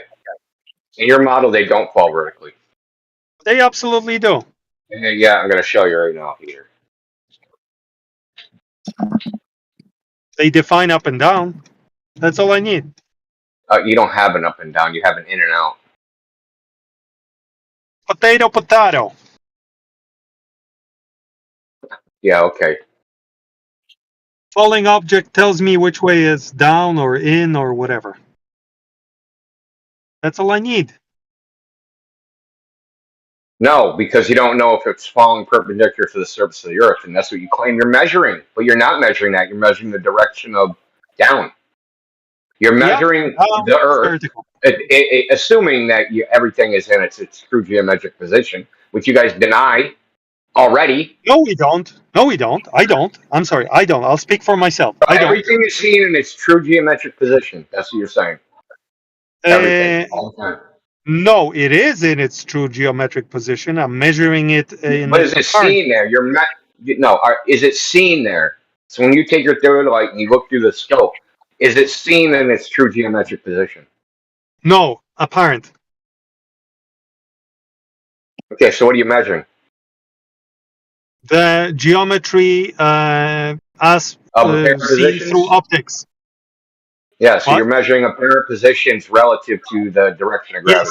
Yes. Fantastic. You didn't measure the Earth, just like I said. Yes, I have. No, you didn't, because you just admitted that you measured an apparent position. Yes, that's always true. We only measure apparent positions. Yeah, is the apparent position, you're such a snake. Is the apparent position the same as the geometric position? No. Okay, then you didn't measure the geometric position. Dude, it's real simple, dude. Every measurement on Earth is apparent. Yeah, no shit, Sherlock. Every measurement is done using some interaction that propagates through a medium. Every measurement. Not just optical. Well, you can measure shit without frickin' looking, dude. All measurements use an interaction over a medium, therefore are apparent and not true geometric measurements. So what if I have a Braille fucking meter? Say I have a Braille meter stick. Is that an apparent position? Yes, of course. If I measure with a Braille meter stick? Yes, of course. You're absurd, dude. All the signals you receive travel through an interaction that goes over a medium. What medium did me touching the Braille go through? Electromagnetic field. Oh, so like the nerve endings, that's the medium because the frickin' electrical signals traveled along my nerve endings and went into my brain. Hey, no, before that. No, before that. Before that. What if I have Neuralink and I just hooked right into my fucking brain, dude, and I just use Neuralink? Listen to what I'm saying. It's before your nervous system is even involved. Before that. A step before. What is the step before? There is no step before, dude. I have a meter stick. Yes, and? Yeah, it's a meter long. What medium is it? Well, I guess you were touching it. You said it was Braille or something. Yeah, a Braille meter stick. Because we don't want to use our eyesight. Yeah, what does it mean to touch? Jesus Christ. To press skin against some object and sense its existence. Yes, and physically, how does that occur? Does that occur over an interaction of some kind in physics, in physical world? Yeah, but it's not an apparent position. Is it the electromagnetic interaction that allows you to touch things? Has anyone ever had a Braille mirage, Peter? Probably. I mean, I wouldn't know. I'm not blind. I wouldn't know. The point is, every measurement, no measurement is purely geometrical, ever. I'm sorry, man. We can throw your photo out now. But we can control for it because we understand how different media behave and different interactions. We do. It's very good. Yeah. We understand. Yes, we do. We study those things in isolation. Oh, we did? Yeah. Peter, why are you making shit up, dude? You know you're going to get called out. I don't know why you're making shit up. So can you post a model of like so we have your little picture here. Okay. Can you post a model for anything that controlled for this? that controlled for the apparent position of this? Anything? Because you understand, right? Can you Let's see your understanding. So, no, you said you can understand how to control for the confounding variables that make it an apparent position as opposed to its true geometric position, right? So you said we have an understanding of how these work, right? That means you should be able to come up with some formula, model, something, right? Where you look at this image and say, hey, based upon whatever our model is, in this apparent position of this image, we know it's actually in this other location. It's geometric location. Yes. Can you post the actual model that does that? I can point it at it. I cannot post it. Okay. What does that mean? It's optics. Yeah, dude, that's too general. I want the specifics. You said we have an understanding. Refraction. Just saying the word. Yeah. What does refraction mean? It's how different media affect the propagation of light. Yeah, okay. So there's a model that makes a prediction that is relevant to this observation. It's absolutely irrelevant, yes. Okay, so what's the name of that? Atmospheric refraction. No, you just missed saying general words, Peter. Atmospheric Well, you asked me refraction what's is the not a name of it. model. Terrestrial refraction is not a model. Oh, it's something you should do your own research on to understand. I've already I cannot done it. summarize it. I've already done it. That's how I know you're talking out your ass. Oh, okay. And I've done it, and I think I'm using it correctly. No, you haven't read shit, dude. You haven't done anything. Yes, I have. You're playing pretend. No. Okay. You've done it. So, give me a single any paper, scholarly paper that you've read about refraction and how it is modeled. Anyone. Okay. Don't Google it. Don't fucking ChatGPT it. Just one. I cannot. I'm driving at high speeds. Lectures on physics. I can. Lectures on physics. Richard Feynman. 3 volumes. Okay. Okay, cool.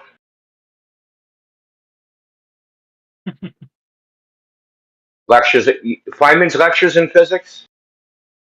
Yes. 3 volumes? You know, I've listened to all of them. I don't remember atmospheric refraction being in it. How did you listen? General phenomenon. I've listened to them all a bunch of times. It was years ago, dude. Atmospheric refraction being in it either. What did you listen to? It's a book. You never read the book in your life, and you never listened to the audiobook. So there's an audiobook. It used to come with a cassette audiobook, right? Someone did us a solid and turned them all into MP3s about 2 decades ago. And yeah, so that's when I listened to it. How can you listen to a physics? How can you listen to a physics book? They're physics as an audiobook. Same way a blind person listens to them, Peter. It has equations and diagrams. Listen, the physics lectures come with supplemental material. So it would come like in a book, right? So on one side, so I'll tell you what it looked like even. So on one side would be all the lecture notes, right? The syllabus and all the stuff from that particular course. And then the other side would be the audio tape of the lecture. And you open it up, the tape was on the right, the fucking book was on the left. So I had all the freaking reading material. So the lecture has reading material with it, and it has the actual lecture that he gave at Caltech when he gave the lecture. Okay. So you never studied the book, and you never did solved mathematical problems related to optics. No, Peter. Well, I did. All that shit's freely available on the internet. All the text, right? You can actually. I'll give you the link, dude. I have the link. So you never studied the book, and you never solved mathematical problems related to optics based on that book. Why would I need to? I don't know, just for your own education, I guess, to understand optics. Yeah, but why would I need to? I don't know. You did. Obviously, you're still alive. So why are you bringing up irrelevant red herrings? I don't need to do the fucking homework. But you asked me to quote one thing from which I know what refraction is. I did. Now you're telling me about audio. No, you said atmospheric refraction. Don't try to move the goalposts. You said atmospheric reflection, which is completely different. No, it's not. Yes, it is. It's exactly the same principle of refraction, just in a specific medium. One is Snell's law, the other one is the principle of least time, and they are not equivalent. Yes. Snell's law is a special case. Oh, so they're not mathematically equivalent. Is a different phenomenon. Did you do the math? Did you do the math? They're not. Yes, they're not mathematically equivalent. Yes, they're they not. are. Snell's law. No, they are not. Peter, they're not. I'm not talking about that. The light propagates through media, whether you call it atmosphere, water, some gas cloud that you created, according to the same principles. The only thing that changes is the proportion. The only thing that changes is the parameters of the situation and how much light is affected by the media. Okay. And the principle of least time applies everywhere. Okay, what you're not understanding of physics. It's not. Listen, the air, right, is a gradient, and if you do the calculations of gradient using the calculus of variations, and you try to model that using slices, right? You try to using Snell's law, it doesn't come out to be equivalent. What don't you understand? That I don't understand. Yeah, I know. You know, you can't see it, but I'm gonna post it in the chat anyway. We know for a fact now better than ever that light always travels according to the principle of shortest time. Yeah, Fermat's principle. And we see that principle in every model in physics, from quantum mechanics to relativity. We see that everywhere. Everywhere we look. Relativity is called the principle of least action, by the way. In all the models, we see that. So I'm going to read you the abstract from this. Is n sine 0 conserved along the light path? Snell's law states that the quantity n sine theta is unchanged in refraction of light passing from one medium to another. We will inquire whether this is true in the general case where the speed of light varies continuously within a medium. It turns out to be instructive exercise in the application of Snell's law and Fermat's principle. It also provides a good pedagogical problems in the calculus of variations to deal with the subtleties of a variable domain of integration and inclusion of constraints. The final results of these exercises is that, contrary to the initial expectation, the answer to the question in the title is negative. Okay? You understand that? Negative. No. Is n sine theta, that's index, conserved along the light path? No. Okay, the answer is no. It is in Snell's law, but it's not in a medium that varies continuously, right? Which is also known as the gradient index medium, which is what you think the air is supposed to be. So they are not mathematically equivalent, dude. And I just looked it up. There is no atmospheric refraction reference in Feynman's lectures. He never talks about it. Oh, you should look at the diagram where he explains. Dude, you know what's funny? In that book, he has a diagram that would really trigger you. Because I don't get triggered by Feynman because he's philosophically baffled. Yeah. Look up the diagram where he shows how you can see the sun after it has geometrically set beyond the horizon. I mean, come on, man. Yeah, that's conjecture. Well, yeah, but it's in the book, so you should cite it. If you're well, yeah, it's in the book, but it's not a model. It's just him saying it, right?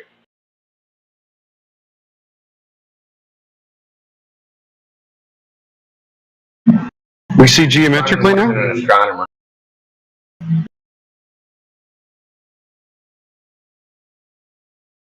See, remember, Peter, I was talking about mixing concepts with empiricism? You just did it again. So he has a concept that the sun is refracted up over the horizon. Feynman does. But That's not been empirically demonstrated. It's just because they have a concept of how it should work.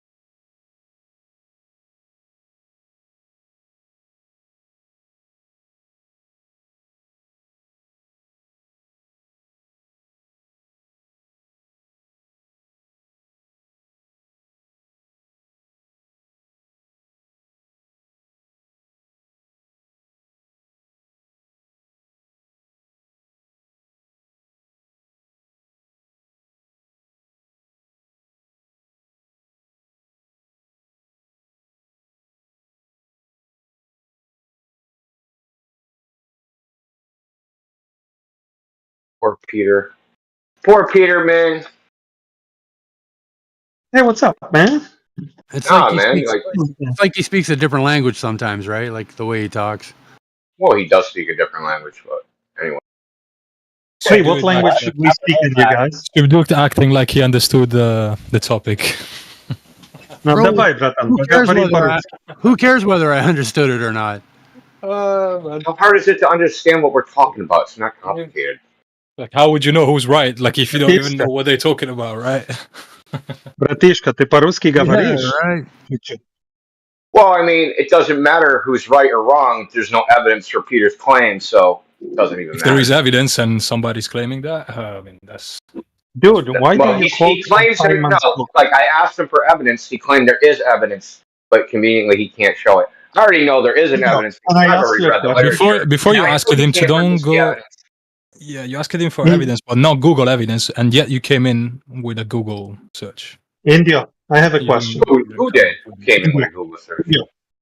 Why do you cite from What did I post from Google? Why do you cite from Feynman? Hold on. What did I post from Google? Why do you cite from Richard Feynman? Why wouldn't I? Why do you don't you cite things that... Because, listen, because the person that says it is irrelevant to the truth of the claim. Yes, but you don't quote the whole claim. You just cherry pick. What did I cherry pick? What are you talking about? When he shows how refraction affects the atmosphere and the apparent position of the sun, you choose not to quote that, but it's a very interesting evidence. No, I evaluate the evidence for the claim, right? That's what I do. I don't care who says it. That's irrelevant. So there's a claim, and there's evidence, and then you evaluate the evidence. He didn't. There is no evidence he presented for his claim. Is there? Is there any data? Because the book is not a description of an experiment. It's a summarization of the body of knowledge that has been experimentally proven. Okay. Well, any lecture, my friend. I know you never bothered to go to MIT, which is next door to you in Cambridge, Massachusetts. But any lecture worked at MIT and fixed their shit, dude. You don't know what you're talking about, Peter. Yeah, I fixed their shit. Good air conditioning. A lecture. No, not air conditioning. Yeah, I fix shit that other people can't fix, Peter. You don't know anything about what I do. Here's what a lecture is. A lecture is a presentation of an established body of knowledge. A lecture, and if you had the book, you would know that each is not a scientific paper that describes measurements or an experiment. Okay, so Peter, what you obviously, I don't know if you read the lectures or not, but in the lecture text, it has the citations for what he says. For something. So I'll give you, not sometimes, every time. No, I have the book. I own the book. I own the book. It's in my room. Closer. No, dude, you listen to an audiobook and you're telling me how to read my book? I'm telling you, a lecture is not a debate. It's not a proof. It's a summary of the established body of knowledge. It's based in physics on experimentation that was done previously over many years, documented, and it's hereby summarized by Mr. Feynman, professor. Okay? And so you're saying he doesn't prove anything. No, he doesn't even try. He tells you this is how optics work. Now you cherry pick a little fragment, a little paragraph, and then you speak about it with authority, often misrepresenting it to support your claim. That's all right. Peter, what I read to you wasn't from Feynman. What I read to you was from a different paper. You're just using demagoguery here to maintain your standing in this here community. How about you go outside and you measure the curvature of the Earth the way I told you to do? Now you're going to talk. Peter, you don't know how to evaluate evidence. How about you go to the You measure the relationship of freaking light. You measure the relationship of light to your down direction. That's what you measure. Yeah. How about you look at my measurements, which show both a measurement with refraction and without, and see how your flat Earth fares? Okay. So what's the drop at this distance from it? What's the vertical drop? How far is this supposed to drop in your little measurement here? I don't know. I didn't measure that. I just measured the radius. No. What's the goal prediction? 6,371. What are you talking about? The drop. The drop from fucking eye level, dude. You wouldn't know. Ask someone who measured that. I measured the radius. Well, I want to know the goal prediction. I don't care about it. Go look it up. You don't. Yeah, I just measured the radius. I'm sorry. How did you measure the radius? By measuring the spatial relationship between 2 points. Two apparent positions, you mean? You already admitted everything is in apparent position, dude. Once you said that, you're done, dude. You have nothing. Well, you said this is an apparent position. No. Is it just a mirage, dude? How do we know you didn't measure a mirage and have a mirage radius? Because I know those buildings exist. Yeah, but that doesn't mean, those buildings exist, and you know that if you walked up to them and touched them, that means that doesn't mean you already admitted that it's in apparent position. No, they are in a fixed position. And you admitted the apparent position is different than the geometric position. You already admitted that. And you admitted that the vertical is not perpendicular to the surface of the Earth. You didn't measure anything. Perpendicular. It's not. I specifically said it was. You said it wasn't. I just ignored you because you don't know about my model. Oh, your model? Oh, it's Bring Your Own Model Day? I didn't know that. I'm sorry. I didn't know it was BYO. Yeah, you're strawmanning our model all the time, so but I don't care. I just ignore that. I'm strawmanning your model. All the time, so when we look at the geodetic surveying books and it says plumb lines are curved, I'm strawmanning your model, and they've been saying that since the 1800s. I'm strawmanning your model. Yeah, I don't care about this. It's irrelevant for my measurement. My measurement's not that precise anyway.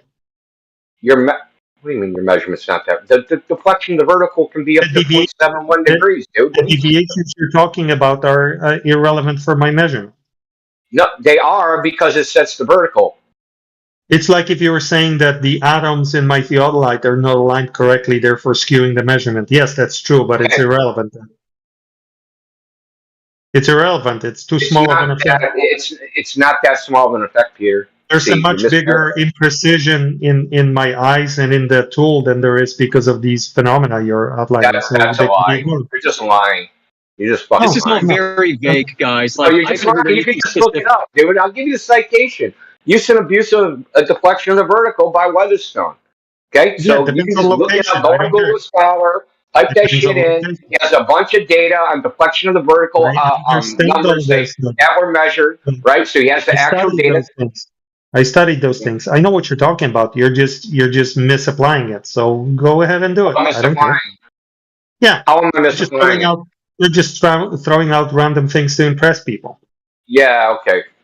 You're just trying to fucking cope, dude. On the scale of my measurement, deviations from that due to the non-uniform distribution of density within the Earth don't matter. Not in that location. They don't. Your zenith angle from target is 0.0044 degrees. There's deflections of the vertical that are an order of magnitude larger than that. My friend, for context for the audience, the discrepancy between the measurement and the flat Earth model and the discrepancy between the measurement and the globe model What measurement? on the order of 89 times. That is Dude, what measurement? Times. My measurement. What measurement? Of what? Of the radius. Of the spatial You didn't measure relationship. radius. Yes, I did. Peter, you measured an angle, okay? And that angle is the difference between the vertical vector and the horizontal, in the top of that, the apparent position of the top of that building. That's a fact. Okay? That is a 100% fact that you can't get around. That's the only thing you measured. The difference between the so-called gravity vector at the point of the theodolite and the top of that building, you measured the difference in that angle. That's all you measured. The apparent position. I'm openly telling you what I measured. And you're claiming you measured a radius, dude. Yeah. So that's a non sequitur. It doesn't even logically follow from the shit you're saying. It's a sequitur. I'm sorry. It's a sequitur. No, it's a non sequitur. Okay, walk us through the logic. How you got from I freaking set up a theodolite and measured the apparent position to the top of a building to a radius of a ball. Walk us through it. The logic. I thought you'd never ask. Walk us through it. I thought you'd never ask. Yeah, you're going to embarrass yourself more than you already have. In a circle, knowing the length of an arc and the angle is the same as knowing the radius. I rest my case. Yeah, that's a claim, dude. That's not even a position. I said walk us through the logic.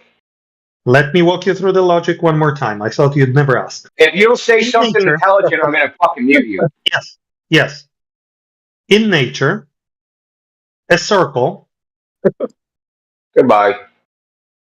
Oh no! Confirming the consequence. Confirming the consequence. Dude, it's just Ipsy Dixit. It is because I said so. Everyone knows it's a circle, guys. Yeah, so when in nature, a circles don't exist in nature, dude.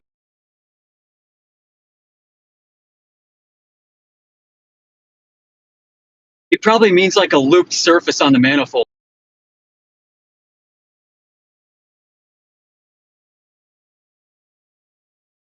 He doesn't know what he means. Yeah, which also doesn't exist in nature. Like a sphere that you can't, that you don't exist within the embedding space that it exists within. And you got Pac-Man Earth.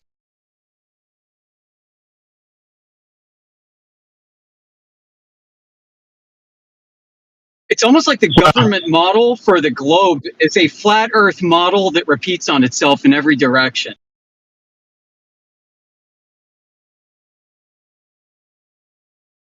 We stick to facts. Sure you do, Vanek. So, Vanek, if you stick to facts, how come you said I Googled something? What did I Google? The fuck did I Google? I don't need to Google shit.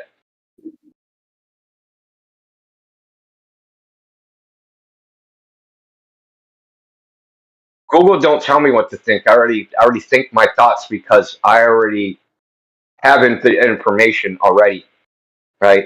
And then I take that information and I think about it and I process it. I just don't go into ChatGPT. Tell me what to fucking think. That's y'all. I think my thoughts before I think.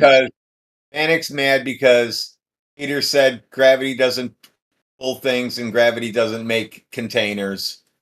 I've never heard Peter say that. He said it. He said it today. He threw you guys under the bus. And even if he said that, listen. I got him to agree we can completely throw out gravity, and it's recorded, and he said yes. And is Peter the authority of the scientific community? I don't give a fuck what Peter says, man. And I don't think he gives. Going to fight amongst yourselves. It looks like we are not like you, so we don't dick ride each other just because we are friends. Like if someone is wrong, We got even if my Peter friend already gave up gravity. We're dividing. I'm pretty sure he now, you're doesn't. I'm next. pretty sure he doesn't. But even if he did, like, that's not a problem. Like, we can correct each other. If I'm What wrong, is the he's free to scientific do that. community? How do you know if you're in or out of the scientific community? Like, where's I your mean, mailing everyone is address? part of it, but nobody is the chef of it, right? Nobody's the boss. No. Like, how do you know if you're part of If you're it? a flat earther, you're not in it. I mean, technically you are, but you're in the wrong side of it. Oh, there's sides to the scientific community. If It's you're just some legit trying, bullshit, weasel propaganda bullshit, dude, and you if know you're it. legit trying to do science, you're part of it. But I'm pretty sure you guys are not like in good faith, anyway. So. Okay, so there's no such thing as the scientific community, dude. Oh, there is. It's just There some is. made up bullshit. No, it's Oh, not. there The is. same way there is. The same way What there do is a they flat mean? earther. The same way there is a flat earther community. There is a scientific community. No, it's not a community. That's exactly how it is. Community has some sort of formal organization. Right? Yeah, where can I send the mail to? Where's the scientific community? Where's the address? See, the reason people like you use the word scientific community because you want to maybe what you're looking for, maybe what you're looking for is to email like a publishing company or something like that. I don't know. Okay. Yeah, your scientific community is Reddit. Is that it? No. The scientific community, like nobody said the shit. Man, Your scientific community. Dude, nobody said the word scientific community. No one ever said that. He deafened himself. What a bitch. Anyway, no one said the word scientific community 30 years ago. That is propaganda. So that they could push out things like the scientific community all has a consensus that there's climate change or whatever else political agenda they want to push. To just say the scientific community all agrees. I mean, that's just a bunch of propaganda bullshit. There is no scientific community. Period. And even if there was a billion, even if there was a fucking clubhouse with all the fucking scientists that all said the same thing in unison, it wouldn't make them right. You think the scientific community has to have like an established building? Is that what you It think? only exists in your head. It doesn't exist. What people mean by scientific community is literally just people that do science, like people that are passionate about it, people that do that for work. Like it's so many different science. So am I one of your scientific leaders?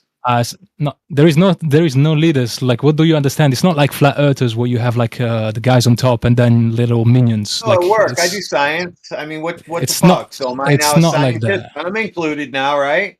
Yes, I you are. say As I Earth said is flat. before, Say the even Earth is flat and your gravity's all fucked up now. as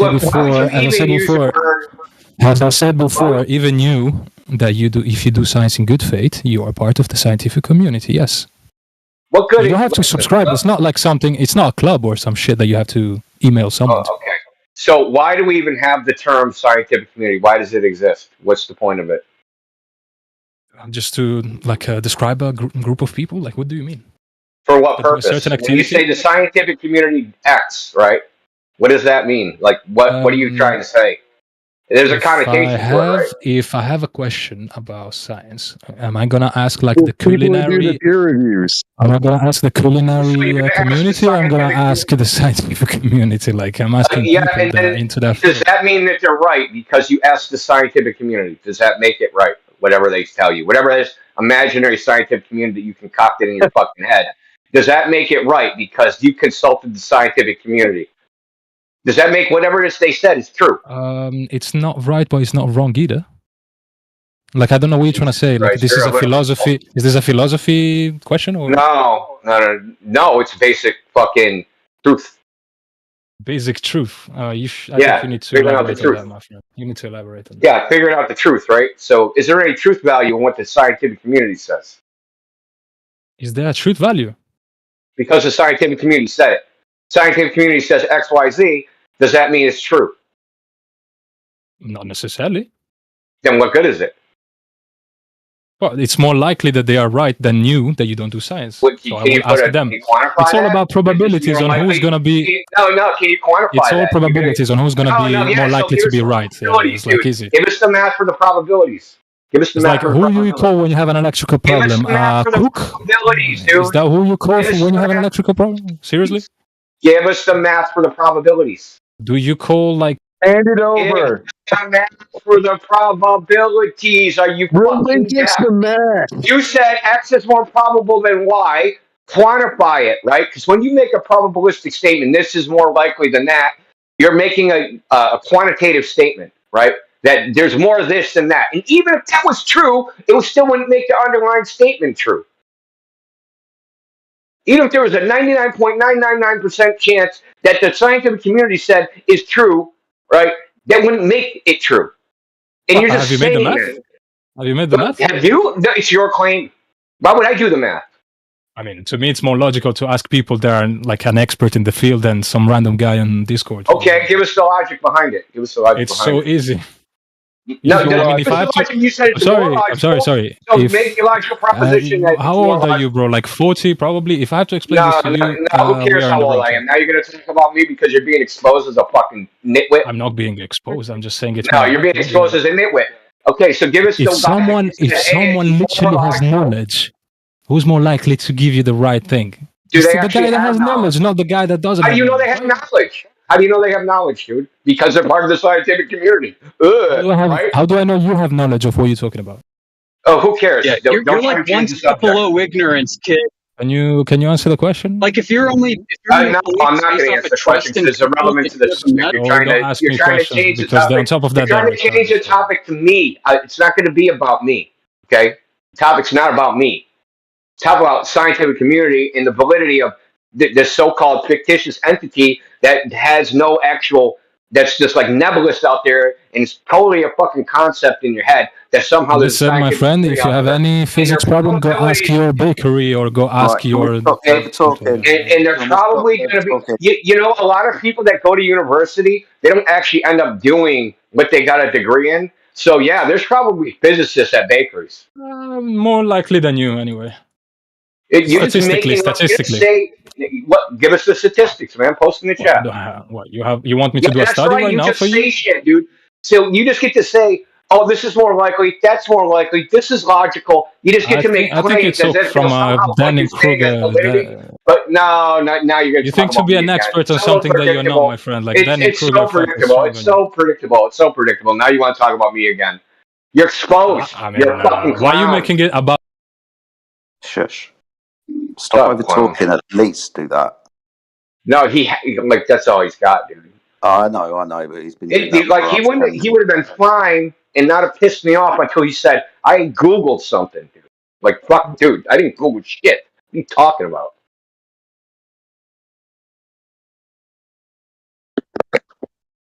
Thank you, Indio.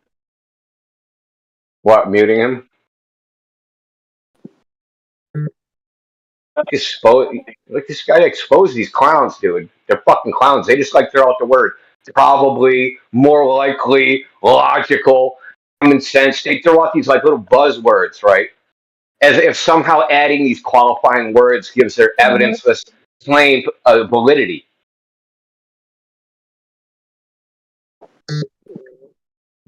I don't have any evidence for my claim, but I said it was more logical, so it's correct. Well, that's all that they required when they got hoodwinked. So they just like to use the buzzwords that ripped them off in the first place. It does work. That's a good point. It's trying to use the same shit that tricked them on us.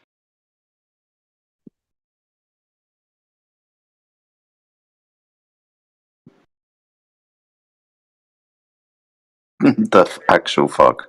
It's good to hear you in here, Indio. Been a while, man. Hope you're doing well. Yeah, what's up, man? I'm doing pretty good. How are you? How's things really over well. there? Yeah, Across that flat water.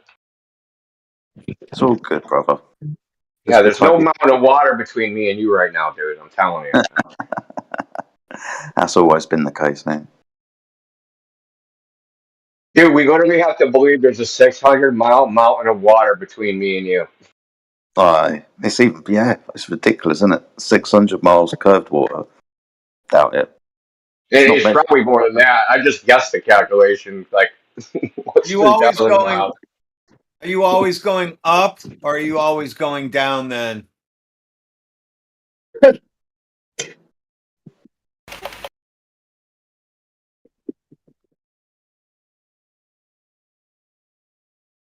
Vanek and Peter are arguing in the chat. That's funny.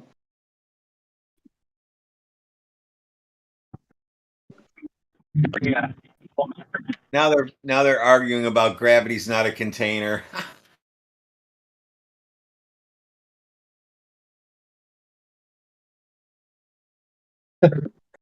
Sorry, man. It's 900 miles of bulge.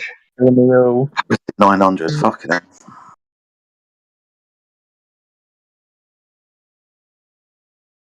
Ford, your Mount mic's Atlantic. open. Sorry, brother. Ford, your mic is open. You're trying to get involved in the conversation, mate. If not, we can't hear you.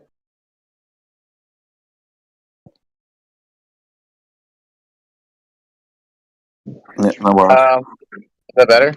Sorry. Yeah, that's better. What does it mean when they say you try and get angle measurements to hell? So, within celestial navigation, the celestial sphere is a projected sphere around you at a central point.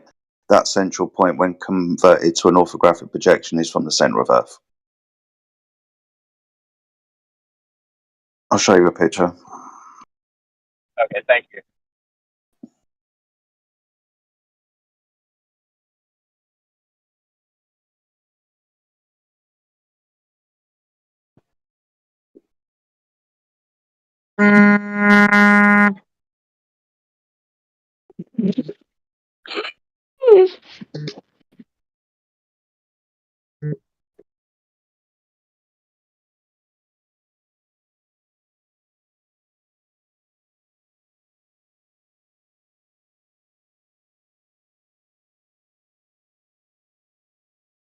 Hey, in Peter's picture, he also captured the left to right curve in that picture too. The shoreline goes left to right down. That's an awesome picture. That really captured the globe.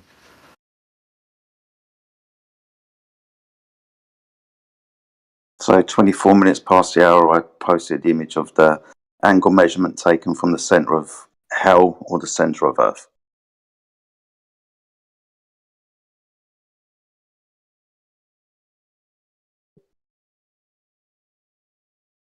Oh, look at that. That's how you get your measurements from hell.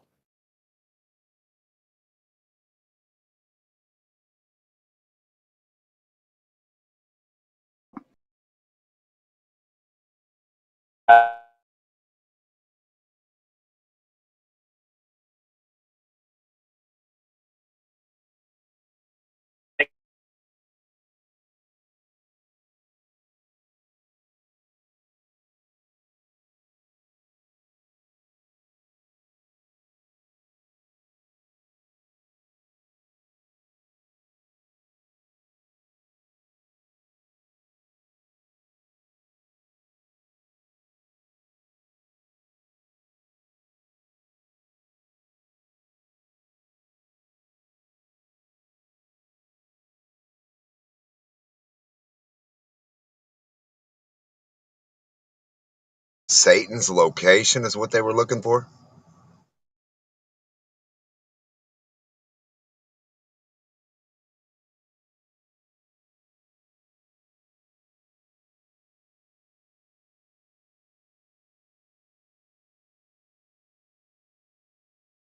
Why'd it get so quiet all of a sudden?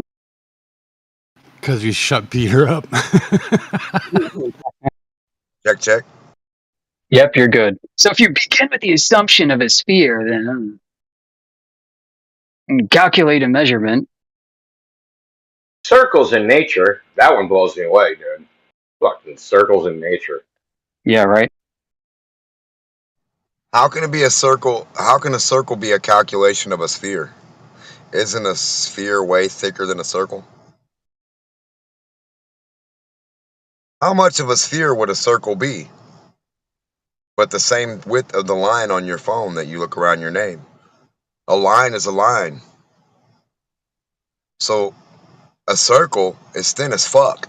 If you see what a circle is, you ain't seeing no kind of earth or nothing like that. You're seeing a fucking small ass circle. That wouldn't be shit. It'd be like watching a paint line. Watching them draw a paint line down the center of the road. There's your circle of earth. Shit don't make no sense at all.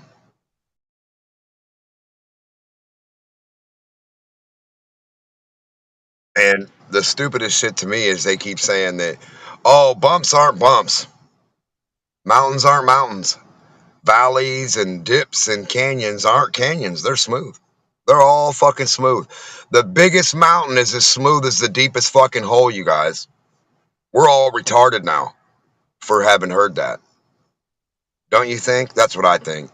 When they got us to imagine that a cue ball was really smooth, but it had mountains and dips and valleys on it, but it wasn't a mountain or a dip or a valley on the cue ball, that would be fucking insane. So they also tell you that you can go in one direction, any direction, and end up back where you started in a straight line. And also the curvature is too meager to detect the entire length. And no one's ever did it. Yeah, sounds like Pac-Man Earth, kid. And you think we're crazy? Right, they're the ones that go down past a fucking warp hole and then warp up back behind themselves. And then they don't follow Newton, they follow Einstein, but then they throw Einstein out the fucking window, throw him in the garbage when you can't see your own butt. That disproves the ability to see 93 million miles in space or past 24,000 or even up to 24,000. That broke all their telescopes.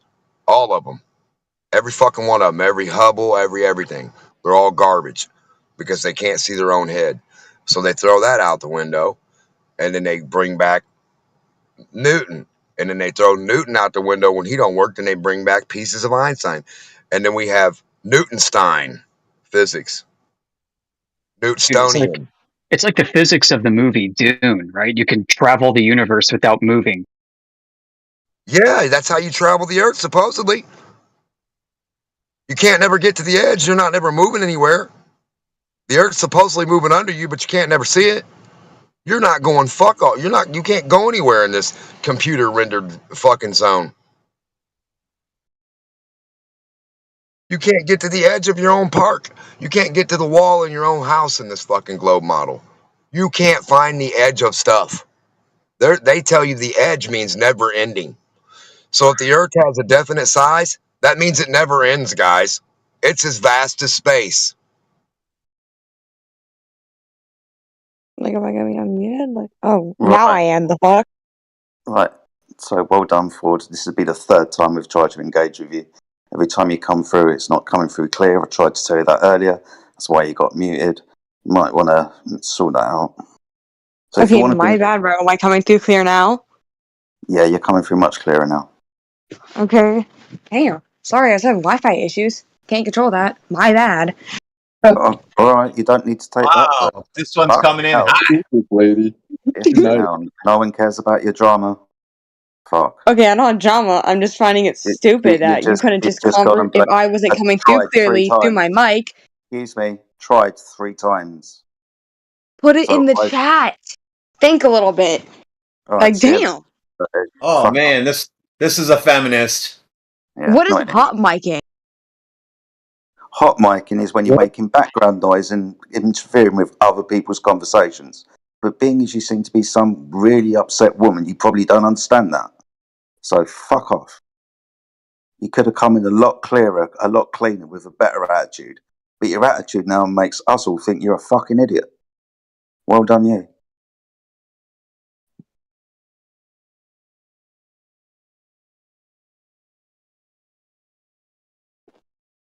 I'm also not interested in your fucking drama in chat, so I'm just going to remove you from the conversation entirely.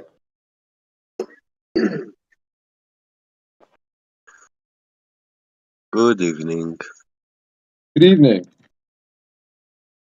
How are you doing, guys? Good, how are you? Not bad, not bad. Nice to hear you guys. I was thinking... What's up, get? I think Dimok was talking about, mentioned a little bit about ISS or someone. I don't really want to talk about the ISS, do you? Yeah, I was just thinking, you know, how NASA is founded by the Nazis, ex-Nazis. right? Here we go. And when you say ISS, USS, they SS, we all know what SS means for the Nazis, and it's funny how they named the ISS like that. So all people who say these letters, they are. This is pareidolia, get bigger. It obviously means space station, not. Oh, who unmuted him? That 0.5 to be. Yeah, they're singing the magic mantra.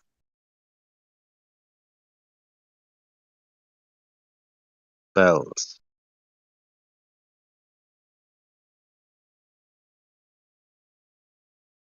Someone named Midwit is going to tell us what's what. That's Jekyll. He said ISS stands for Space Station. Yeah.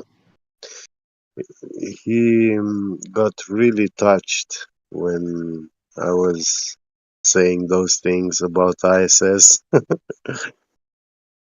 He got triggered. Why? Does he like S's? Does he like two S's real close together? Yeah, he doesn't want to accept that it's actually a What if the Germans mantra. are the ones who put the ISS up there and no NASA ever did? And what if the German Yeah. people are the ones, the top German Jews that control most of the shit that So go up? we're just gonna go all off into speculation, fucking whatever today day is. Yeah, no, not today. I only mentioned I've never met a we non-German shouldn't. Nazi or a non-Jewish German. Okay. I've never met one. Time to stop. Fuck's sake.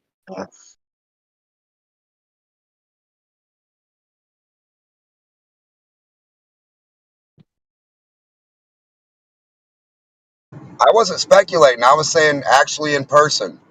Every Jew I met is German, and every German I met's a Jew. I see no different. Neither do you. Lex, you can draw the difference for me from a German to a Jew, how they look different from each other. Then I would know. Then we would know what a German and a Jew and a Nazi and Irish. Yeah, flat Earth server, bro. Yeah, that's where we're keeping it. Let's He doesn't understand that. I told him to stop, and he just keeps going and going and going. It's like, fuck you. I don't have to stop. Radwin, have you seen the movie ISS?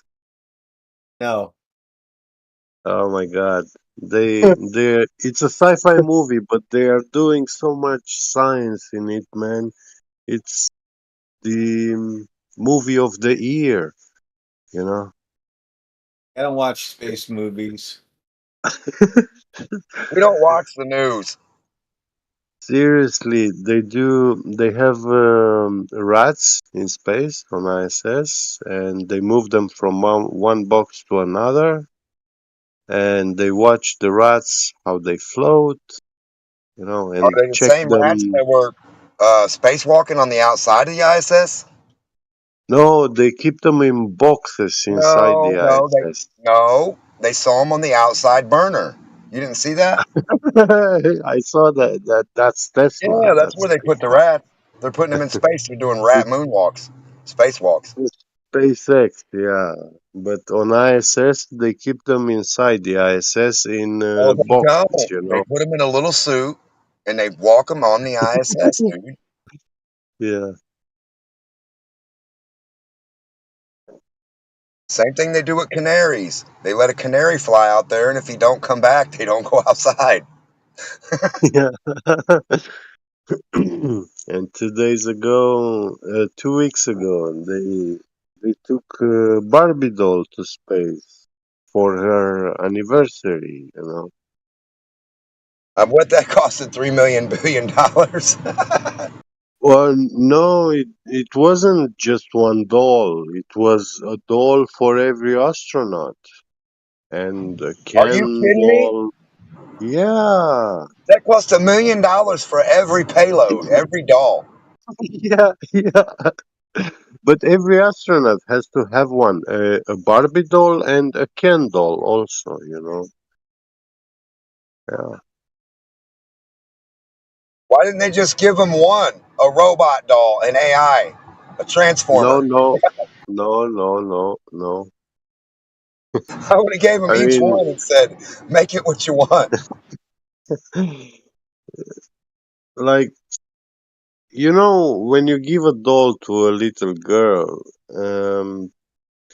that's her own doll. She doesn't share it with the other girls, you know.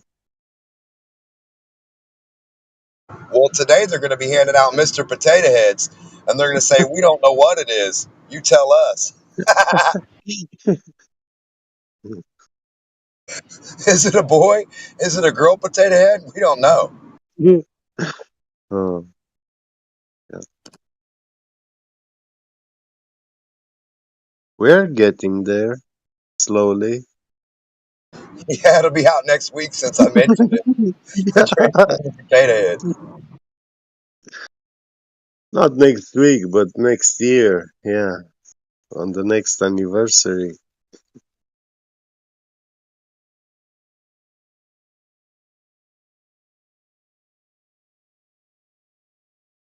No, seriously, they have no clue what to do anymore. What else to do?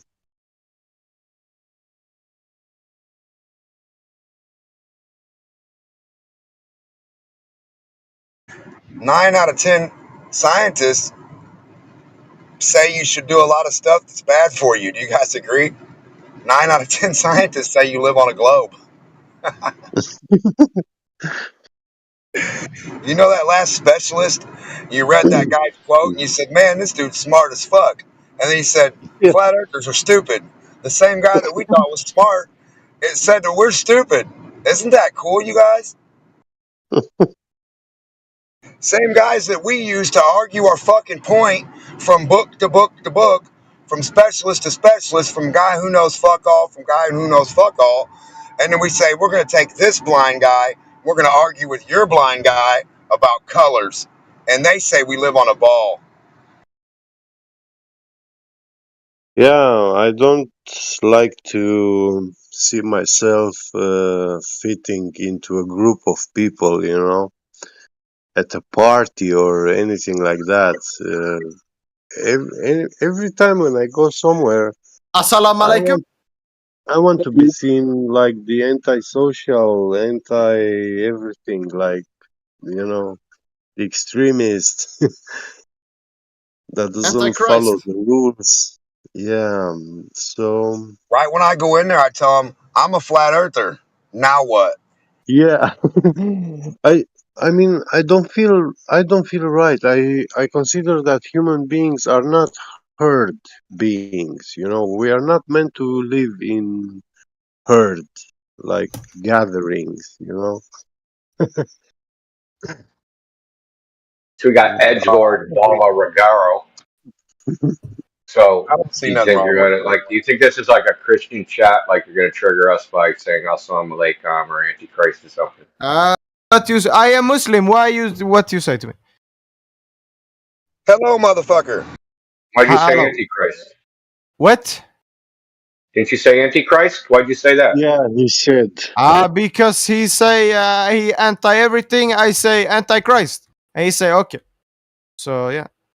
Would it be cool if I said I'm anti-Muhammad? Okay. Yeah, you're not. Yeah, I am You're not real. anti-Muhammad. You ain't got no balls. I am anti-Muhammad. Yeah, no problem with that. That's not quite on the chat. No one But cares yeah, where yeah, in the yeah. earth. They used to call it Mohammedism before they called it Islam. Is he still here? Is he? He must be a glober. I am here.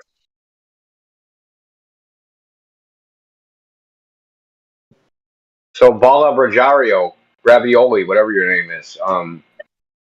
What's your best evidence of the globe? What's my what?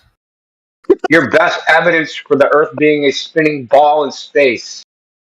I don't know what you said. Like a Borat AI or something. Don't you believe that you live on a spinning ball? What Planet? is that? Don't you believe that the world is a sphere? This troll act won't last long. Yes, Earth is sphere. Yes. Wait.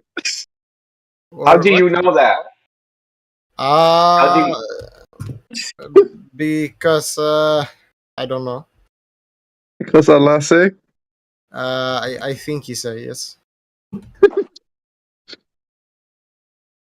Nah, you never say that.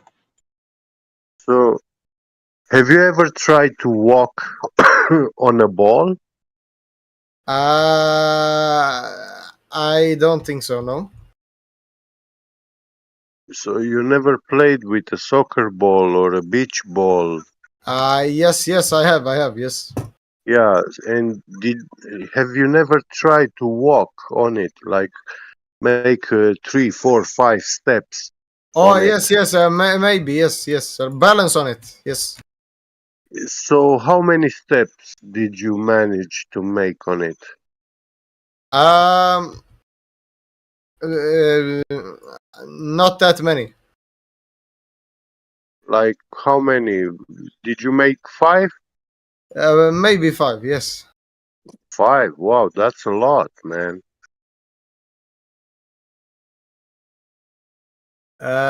Your point being? My point being that you are capable to walk on a ball. That's quite something. Okay. Yeah. Great achievement. How many steps does an ant take on that same soccer ball? Are you asking me? Many steps. No, I'm just asking a general question. Okie dokie. I think an ant can take a couple hundred steps. Ain't no way, dude. It would take a couple hundred, like more than 100. Let's say you have. Let's put a ball. What's a big ball? You know the what's those bouncy balls? All 6 legs in one single step. And then put an ant on there. Do you think an ant could survive on that ball and like walk around it? Not on the bottom where it's sitting, dude. Wow, you're blowing my mind. They don't have necessary gravity. Oh, but I forgot you guys don't believe in gravity. My fault. All right, this is So why is Earth not round? Sphere. It's measured flat. What? It's measured flat, as in there's no measured curvature.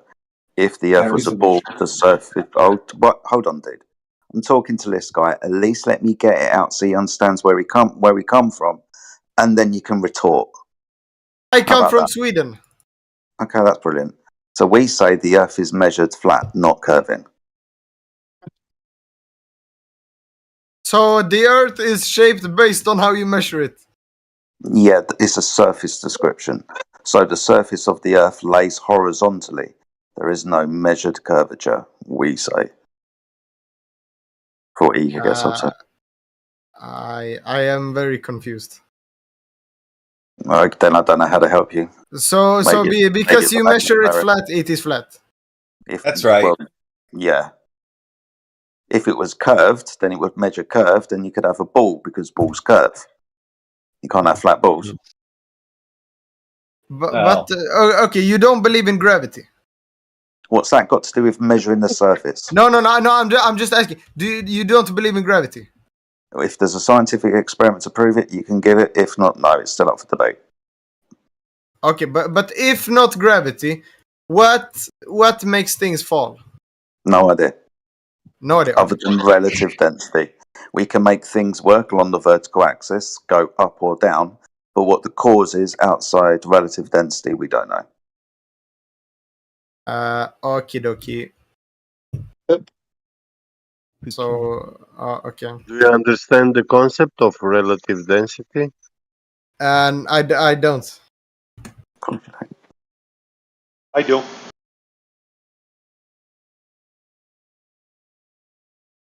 Well, we have an actual up and down on the Earth based on a horizontal reference frame below your feet. But then on a globe, when you guys say what makes things fall down, you have a slight aneurysm of the way of thinking because down for you guys is to the center. That means sideways, right? That means air bubbles are supposed to rise out of the water horizontally, not just vertically. But Not down, that's but to a center of a fucking ball. That's The perspective. center of a ball. The center of a ball is different than down because we can't show on a flat Earth air bubbles. A globe, they go all directions from the center out, young man. So would hot air balloons and helium balloons. Do you understand? Do you have any non-vertical hot air or helium balloons or air bubbles that you could show us? Non-vertical. Yeah, on a globe, not a flat Earth. Not flat Earth air bubbles rising. Not flat Earth hot air balloons. Not flat Earth helium balloons. Straight up, that's flat Earth. You got to have something that's not straight up. You're the only thing that can be vertical on a globe. Everything else has to be different from that at a tilt. Do you understand? I am extremely confused. Holy fuck. I don't know why you think you live on a ball. It's pretty simple. I believe I live on a ball because NASA says so, I guess. So it's a NASA religion. You shouldn't believe NASA religions, young man. Why not? Because it's a blind belief. But that's stupid. That's fucking ignorant. Okay. I may not know anything about how to measure the Earth, but what would NASA gain from lying to me about the shape of the planet I live on? What would they gain by telling They're going to save money. They're going to save money. How does that save them money? By telling me that the government. You tell me one CIA agency where their job is to tell you a fucking truth, or the FBI, or the government when you have to have key card and clearance. You tell me when somebody in the government or the police tell you the truth. Even the police use everything you say against you. You think the government works the same? Are you ignorant? Okay, so I don't think FBI is like they work for. I don't think they're news. You think the FBI? You can go to the FBI and they'll tell you everything you need to know right now about what you want to know. Okay, no, maybe not. Maybe not. That works in law enforcement? Maybe not. But why? Why should they lie about the shape of the planet? Brother is what a cop. does that gain them? What's your point? I don't understand. Why? I don't want to interrupt. You go ahead with the other guy. We'll talk about your cop brother later. He's a dirty lying bitch too. So what? If you work for the cunt, you're a liar. If you work for the CIA, you're a fucking liar. If you work for the government, you're a fucking liar. It's pretty simple. Where do you work? Not for fucking liars. Stop trying to ask people where they work. Okay, sorry. What can I ask? How do we measure You can water? give us flow proof. You can give us proof that you can give us proof that you live on a spinning ball inside a vacuum. I don't have proof. Yeah, nobody does. Okay. It was funny. He's an idiot. Why'd you say that?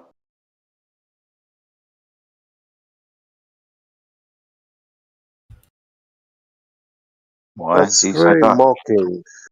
That's Yeah. funny. He's an idiot. Why'd you say that? Oh, he was pretending to be retarded. Who? The dude doing that funny accent. Okay. Yeah.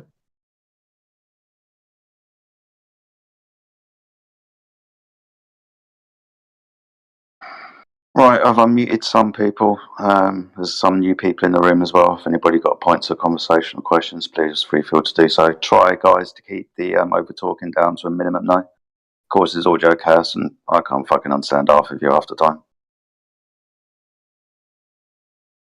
Peter, you are unmuted, by the way. Thank you. Good evening and welcome.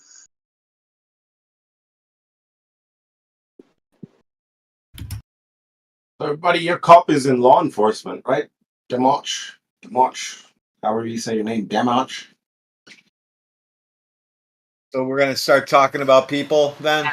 No. That's not what I'm going for. It's just I just wanna get an understanding here, right? Law enforcement, protective people that are protecting the people, right? Are maybe liars. Is that what we're going at?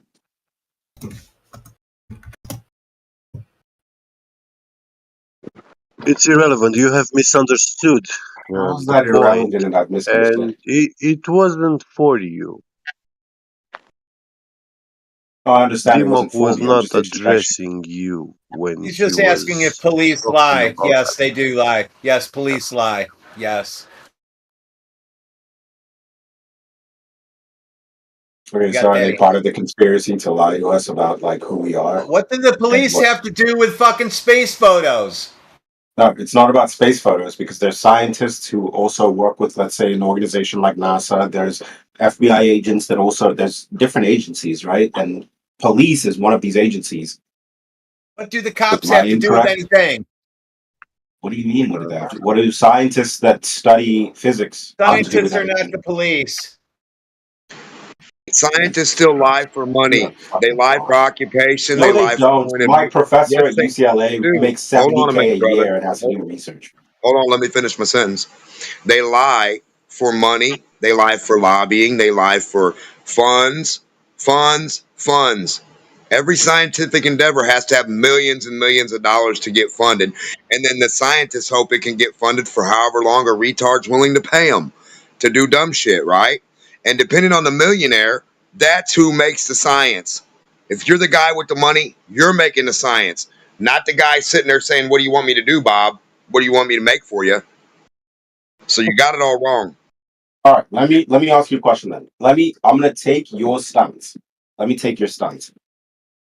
Why don't flat earthers come together and create We don't want to. We're too lazy. Why would we come together? We're too The same way that lazy. everybody's lying to each other and create an economy for yourself. We're too Is it lazy. because you'd be involving yourself in capitalism? Like We're what's too lazy. We're too lazy. There's your answer. You should have already created it.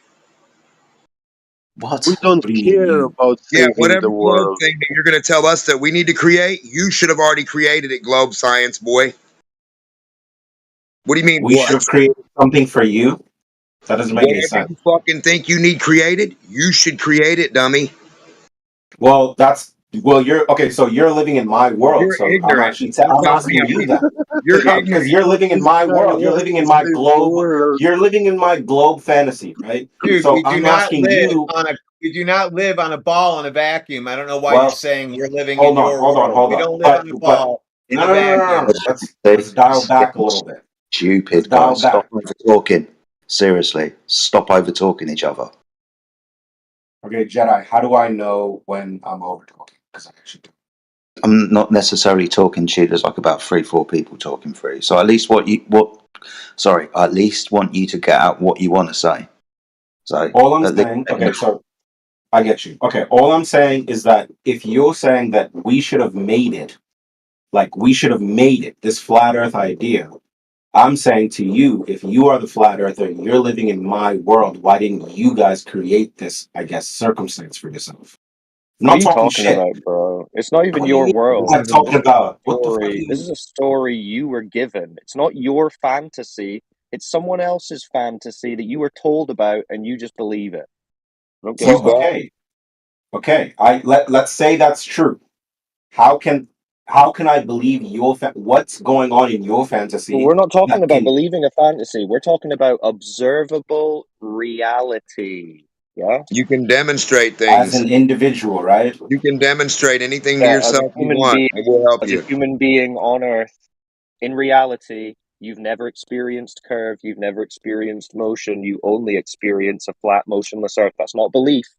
That's Actually, just the reality. problem is that I do experience curvature because the sun is helping me survive. What the? No, the horizon is flat, my friend. Guys, okay, so do you guys believe in like magnetic pull? Like, do you guys believe in our like? Do you guys believe in anything? Like anything scientific? We're not interested in belief. Like, this okay, is why you're okay. confused, because you're thinking about what you need to believe instead of what you can actually know. Okay, I get you. Sure, but let me just ask one question. Listen, dude, do you believe magnetic force and electric force and electrostatic force? He's no business talking about magnetism. Yeah, we don't even want to go there. Yeah, Gabby, he doesn't. I just wanted to tell him that it's not a belief. Those are not belief. Yeah. Yeah, come on, think logically about what you're talking about, right? You're supposed to believe the Earth is a giant spinning ball, so you should be asking yourself, what evidence do I have for that? If you don't have any, then why are you believing it? Right, you're supposed to know or understand stuff. Like you would understand a beach ball is a ball and a big square is a square or a cube is a cube next to it. Like you should understand that. You don't have to believe a shape is a shape when you're sitting there like measuring it, or you can like live it. Like we're not talking about the sun, we're not talking about your imagination. We're talking about measuring water and the surface of this dirt that we live on.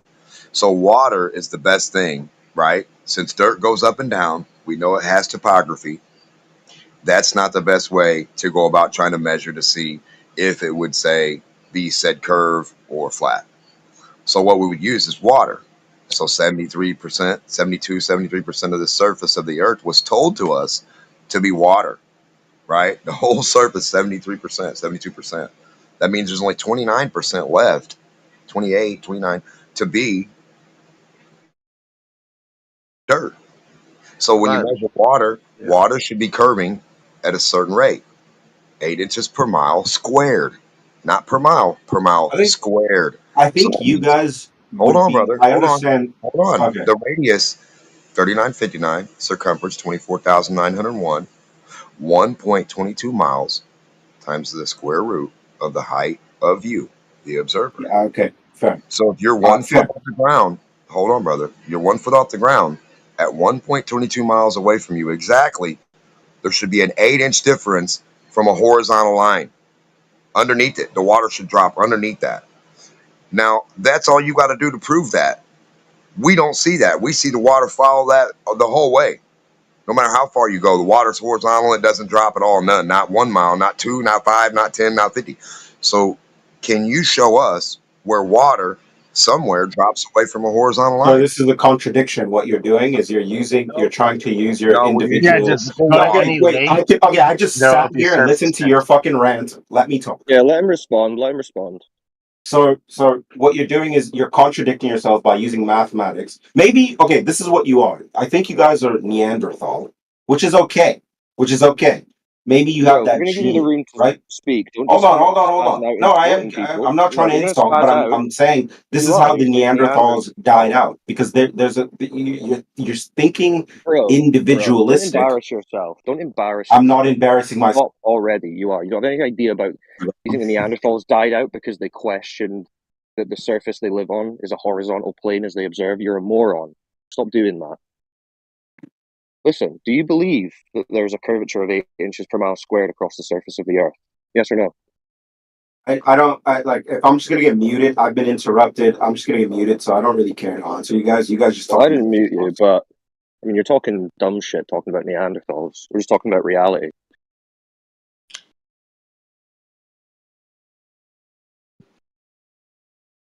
So he said he didn't like math. Is the water curving? He said using math makes us a Neanderthal. Isn't that weird? I thought that's NASA's math. Using NASA's math, now we're Neanderthals. Yeah, he said we're contradicting ourselves with the math. No, we're contradicting the globe math. By measuring. Not our math. We just debunk that math. Actually, no. What you're doing is you're using mathematics, which is you're saying that you have to have an individualistic experience, which mathematics is not an individual experience.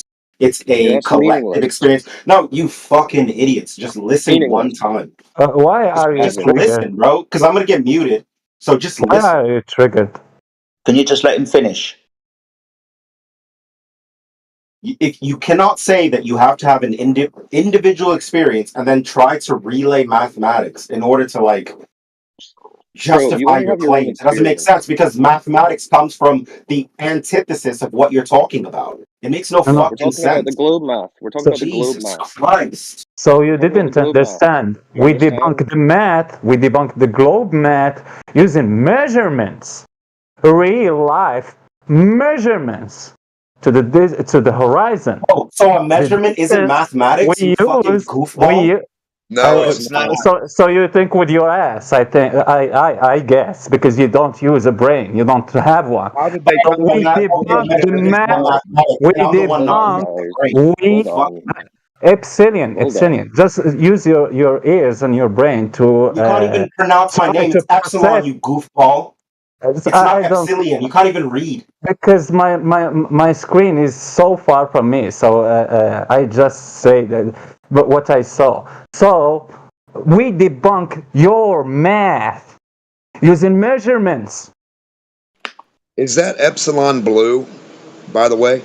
Anyway, I was just wondering, like, how did you find out, right, that the Earth is a globe? How did they find out? How did a human know that? How did they figure out they were on a globe and not a horizontal plane? And how can you tell us exactly how they did that? I want to know if he did understand that we debunk the globe math using measurements. We don't use the math. Question. Seriously, the guy got asked a question and somebody else comes in with another fucking point. No wonder you guys sometimes struggle to have conversations. This is terrible shit, guys. At least let him get his fucking thoughts out or answer the question he's just been asked. Fuck's sake. Do you want to repeat the question and maybe Optimum will reply, Dimok? I don't know. Should I answer his question? I don't know.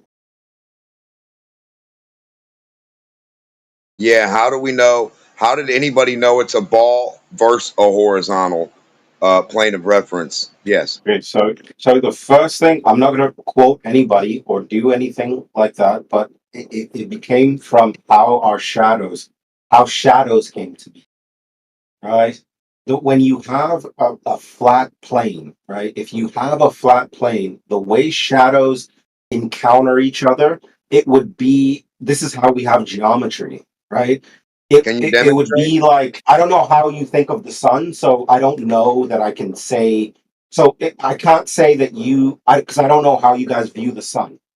Doesn't matter how I think of it. Based on what we know of the sun, what happened is that the way that sun was rotating, depending on where someone was at, we were able to use shadows to figure out that something isn't correct here. Why is it that we're having these obtuse, or it becomes if the sun is directly above us, it becomes flat there. We use shadows first. This is the beginning. Did you demonstrate on a ball and a flat surface together? How would you use shadows? How would you use shadows to tell yourself you're on a ball? Dude, do you know what a sundial is? What do you mean? What am I talking about? No, we want to see what your shadow. Hold on, Wait. The sundial is flat. Hold on. Right, one at a time. Right. Oh my God. Yeah. Cyclone, please take the conversation. Everyone else, shut up. Yeah. So a sundial doesn't tell you live on a spinning ball. How would it? Sundial does tell you you're on a spinning ball, actually, because of the way that. So I want to know. Okay, let me ask you about your sun. How does your sun prove? Well, let's say, does it go like back and forth? Does it go like? How does your sun move to where? What are you talking about? My sun, bro. I've got the same sun that you've got. How does the sundial tell you live on a spinning ball? That was your question. No, the sun that I have, you would understand what I'm talking about, though. How does you understood the sun that I have? You see the sun moving through the sky every day, east to west, yeah? Yes. So I live in New York, so yeah, it's right here in the east, at least for me, at least in the United States. Yeah, it moves to east to west for everyone. Okay. Yeah, so we see the same thing. Okay. Now what? Okay, so do you? If I'm assuming you're English, right? No. Don't insult him like that. Okay, well, Jedi's English. I'm pretty sure that me and you have a different different time when the sun comes up, right? And it's Right. I'm pretty sure it's 8 hours, right, or something.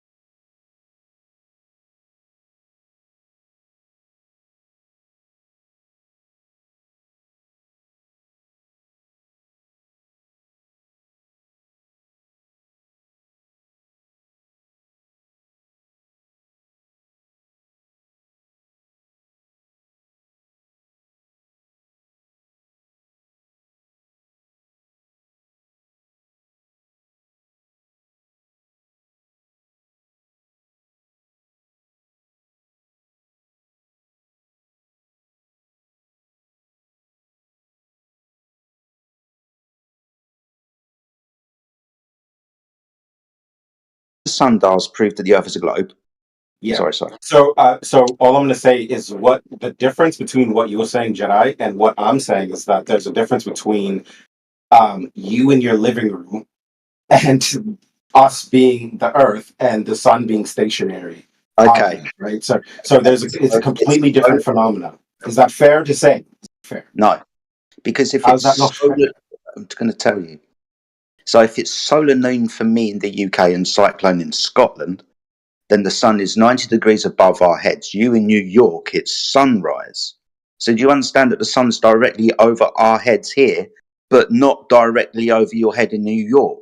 Therefore, because the sun is at a lower angle towards the horizon for morning view, it's going to cast a shadow, which is akin to you having a light source above your head in one position and then walking away from being underneath that light source and watching your shadow increase in distance.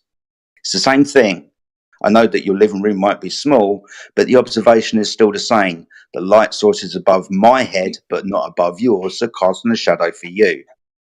I'm really trying to, because you keep using the living room analogy, and I'm trying to be fair here when I say that it's completely not the same thing. How? That's only You because you're cannot assuming. your living That's only room because and you're the sun. assuming. That's because you're What am I assuming that the ground assuming? is a ball. You're assuming that the ground is a ball. The ground is not necessarily a ball. What we stand on, Correct. It's not a sure, ball. you gotta have scopes when you talk about these things, right? The ground that I'm speaking of course, it's a flat plane to me, but the Earth is really, really big. A But big flat plane. me and you are not standing on the same flat ground wherever you are. Me and Jedi are not standing. He's in England. I'm not standing on the same ground, right? Right. There's a difference between where we Yeah. are. This has been Yeah. calculated. You can have a difference on a level surface. You can be at one How do you side. You think can we be at know what another a side. circumference is?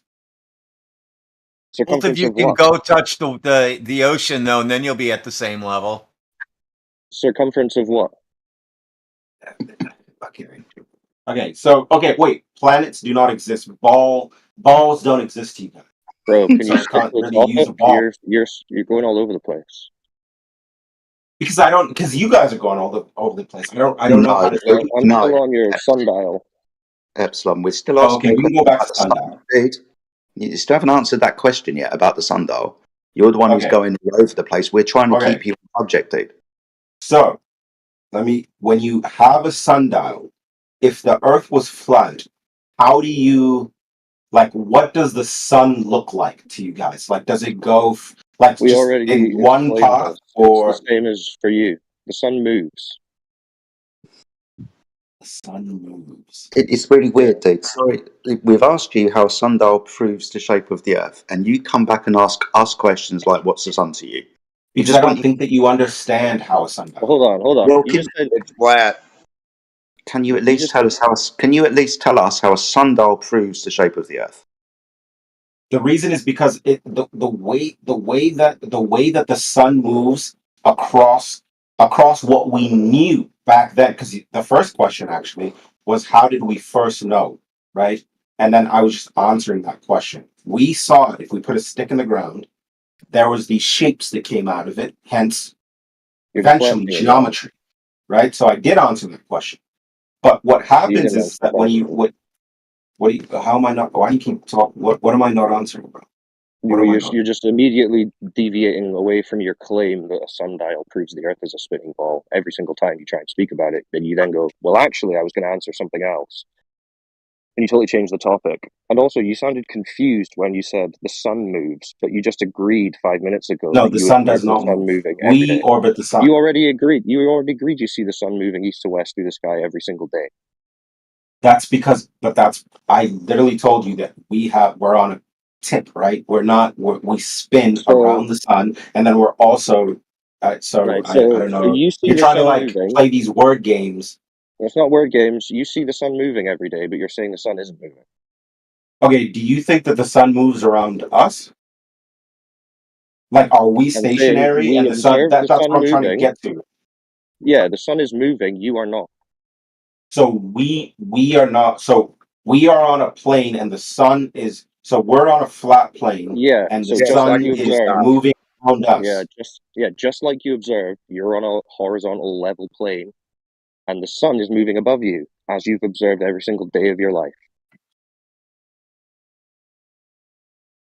You'll need a bottom sundial.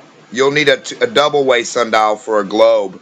Maybe 4 of them glued together. One below, one on top, one on the right, one on the left. How in the hell does a flat sundial with a pyramid on it or a triangle prove a globe? That wouldn't even make any sense, brother. Well, hold on, because he's stuck on the sun moving at the moment. He's not. Is that confusing to you that the sun is moving?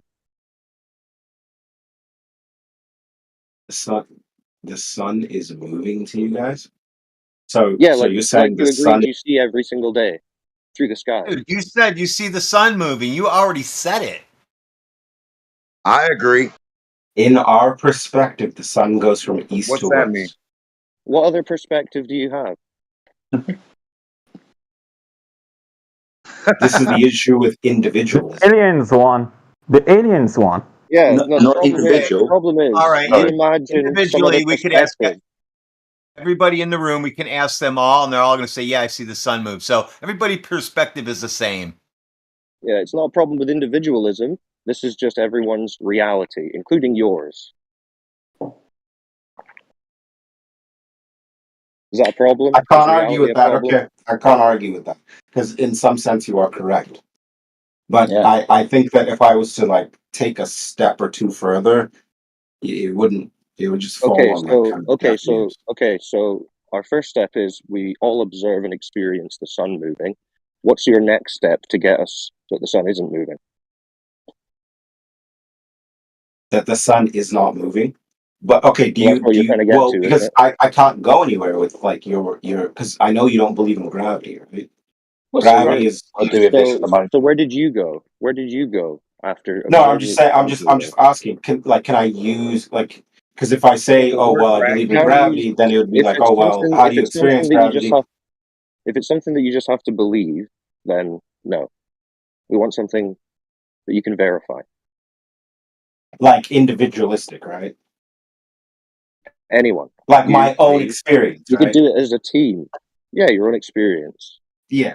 So in that sense, I cannot argue against your point. If you're cornering me in that sense, yeah. You as an individual only know as a flat motionless Earth. Then that's what you're saying. I will agree with what you're saying. Yes, but no. Okay, well that's it. Because your problem is you're then thinking, but I have access to this other perspective, which is a hive mind perspective. But that's imagination. That doesn't exist. But are you not hive-minded? Stories you've been told. The Earth is flat? No, that's everyday reality. You just realize that. That's all you've ever known. But you think there's something else that you do know on another level, which is like a group level involving observations that you've never made, evidence that you've never seen. Okay, let me ask you a question. When you shoot, well, you're in England. There's no guns there unless you're. No, we have guns. Okay, I know. Yeah, but do you shoot in like? Do you shoot duck? Do you go out and you use like a gun and shoot?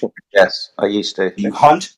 Yeah. So these equations that made these things work. It's not just you put gunpowder It's nothing in to do with the thing, globe. and Made it's what not that work? it has anything to do with the globe. That It's made just what work?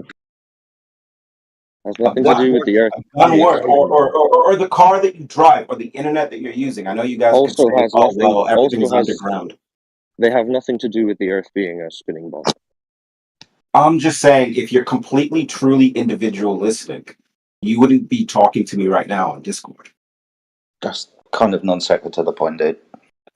Well, because I can't talk about the Earth because I'm kind of being cornered in a way that I cannot go to.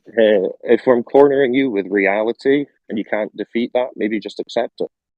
No, because I would want to use things that you don't, Okay. like you truly then just tell don't me- believe tell me in, why- so I can't do well, then- anything, right? So you reject So I'm trying to reality- like. Hold on. So you reject reality based on belief? Yeah. I reject reality based on belief. Well, no, not necessarily, because you believe that you can speak to me in Discord and it works, right? It's That's not reality. belief. I'm doing it. Yeah, you're doing it. I know. Right? Sorry, I don't understand. So my toaster works, therefore the F's a ball. No, it's not that your toaster works. Therefore, it's a ball. I need to go on mute. We understand many different things: magnetism, electricity, all these other things. We are able to. This is a knowledge, a collective knowledge, not individualistic. Listen, you not having the knowledge but thinking other people do doesn't mean it's your knowledge. It's not You that don't have other that people knowledge. do or don't have to. It's just that we individually do gotta our part in order to. So you as an individual, which is all you will ever be, and the only sense you will ever have, know that the Earth is a flat, motionless plane. But somewhere on the TV land, they No, told you me as an something else. individual contributes to the collective so that we can become a better world. You don't contribute any globe evidence because there is none to be found. Anyway, Jedi, do you want to pick this up? It's not my place, because I'm not trying to justify that. I don't necessarily care. Trust me, as an individual, you never done anything to help them prove the globe. Trust me, never done that. You're just sitting there in your room, believing what they told you, Like all supporting 300 million them, and also supporting them, and holding to that You belief. support the people that have that created Discord. We talk about so that you can have this the conversation with me. measurements. We don't support Yeah, anyone. but measurements is mathematics. You trusted people. No. We talk about measurements. You don't need math for measurements. Dude, measurements are part of mathematics. Dude, I do not do math when I measure something at work. Yes, you do. Yes, you do. Dude. Okay, I use a create your gauge. own metric system. I use a gauge. A gauge? Well, okay, what's the gauge that you use? Your finger, your hand, your arm, and then you. I can use. This is weird. You can use what? Pick your drop on the call. Yeah, maybe you can. Yeah. I mean, I don't know what you mean about like you. That's mathematics. Measurements are part of maths. It's a theoretical thing. So let's say that guy, Rod Ween, however you say his name, he might be. I'm 6'1". He might be 6'7" or 7'2", and he might have a longer forearm than I do. Let's say he's not necessarily using the metric system or any other system of mathematics, and then he puts his arm down. It becomes completely individualistic. It doesn't. I can't. Like nobody can do anything with that. So we used systems. Yeah, we use tools to measure. Yes. Good. So when we measure the surface of water, we notice that water does not curve over distance. And that's not based on your eyesight, right? Based on your eyesight? No, not based on eyesight, but first step would be to observe something. But we can use various tools to measure over distance. We can use lasers, for example. We can propagate signals, UHF and VHF signals, for example, which demonstrate there is no curvature to the water of the Earth.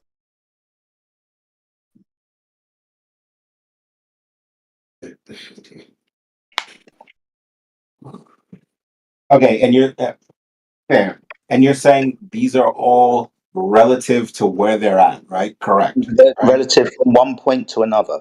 Yeah. So I get you. Of water, those distances can be 1 mile or over 1,000 miles. So let's say where am I? I'm in New York. Let's say across the Atlantic.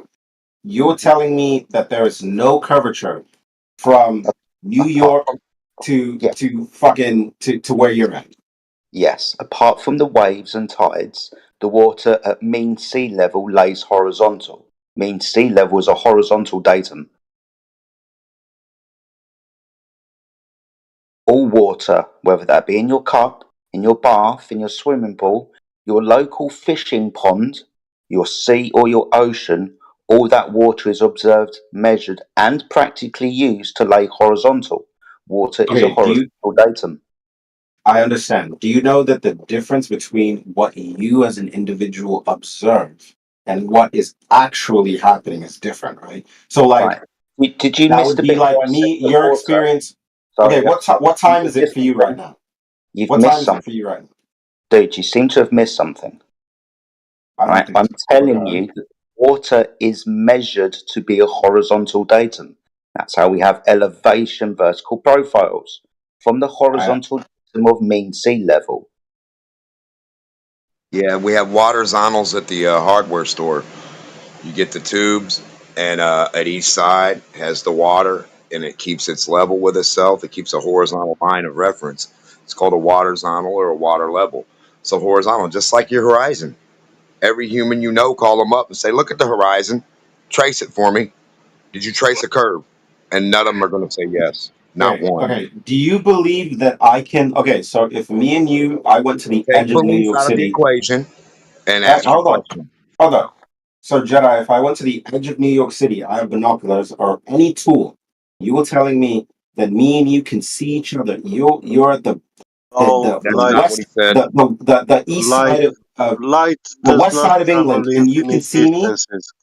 Nobody's made the claim that light travels infinite distances. Nobody made that claim. So you cannot see infinite distance. So now you guys believe in we believe the same. Yeah, in the inverse. So you all of a sudden believe in physics. You guys understand. Hold on. We believe the same photons. way you can see all the time. Stop trying to change reality. I'm not changing Remember what we reality. I'm just said. We pay attention to reality, not other shit. So stop saying weird shit. How far you can see is still how far you can see, stupid. So you believe in photons, but you don't believe Listen, that, bro, like, you're the Earth on a is flat flat. Earth. So how far you can see is going to be still how far you can see, idiot. You think you're on a globe. You're trying to compare it to an imagination of reality, a globe, and now you're trying to compare it to flat Earth. No. Well, how far you see on flat Earth right now is how far you've always seen on flat Earth. You're just realizing now it's not a ball. Do you understand? Yeah, visibility The sun can be the same. is The directly moon's the same. dependent on weather conditions. Everything will be the same. There's still Australia. There's still You guys California. There's still need to America. address this issue. You need to address this issue with him wanting us to believe in everything with him. I already did. I said when he first asked his question, if you heard me, I said, please don't say belief. Now re-ask your question. Because you guys know, right? That's the difference. Yes, we know for a fact what we see. What you see is the same thing. You're the one trying to bring in magical shit like we should see something that was super duper that we don't. That's idiot. That's idiot. That's crazy. Not going with reality is crazy. You're trying to say now, since we've proven it's flat Earth, now we got to see a super amount like Superman now? No. Stop just believing weird shit. We don't believe shit. We can measure and test what we can see and how far. You have a doctor's office with a fucking optometrist. He could tell you your perspective. With one eye, you have no depth perception. After 27 or 22 feet, all human have no perception of depth after a certain point to an extent. I mean, all these things are true still because the Earth is flat. It's still true. All right. No problem. All right. I mean, you got me there. I'm pretty sure we have here a guy who doesn't believe that straight line exists. There's the thing. Globers will tell you, or the components of a globe will tell you, that the horizontal line is curving. Yeah. Now that's because just there crazy. is no actual straight line. That like we No, cannot that's record an actual. See That what we I call told that you. we call that array. We Straight call that lines array. don't First of all, exist. it's called That's why array in it's mathematics. So first of all, and that is it's there's problems with this. It's a concept, brother. It's a mathematical Oh my god, concept. It's not a physical reality. you guys got it. Hold on, brother. We have a lot of mathematical concepts that don't conform or contort with reality. See, the thing you have to understand is, in order to apply math, you have to have the physical thing first, or else your math is pointless.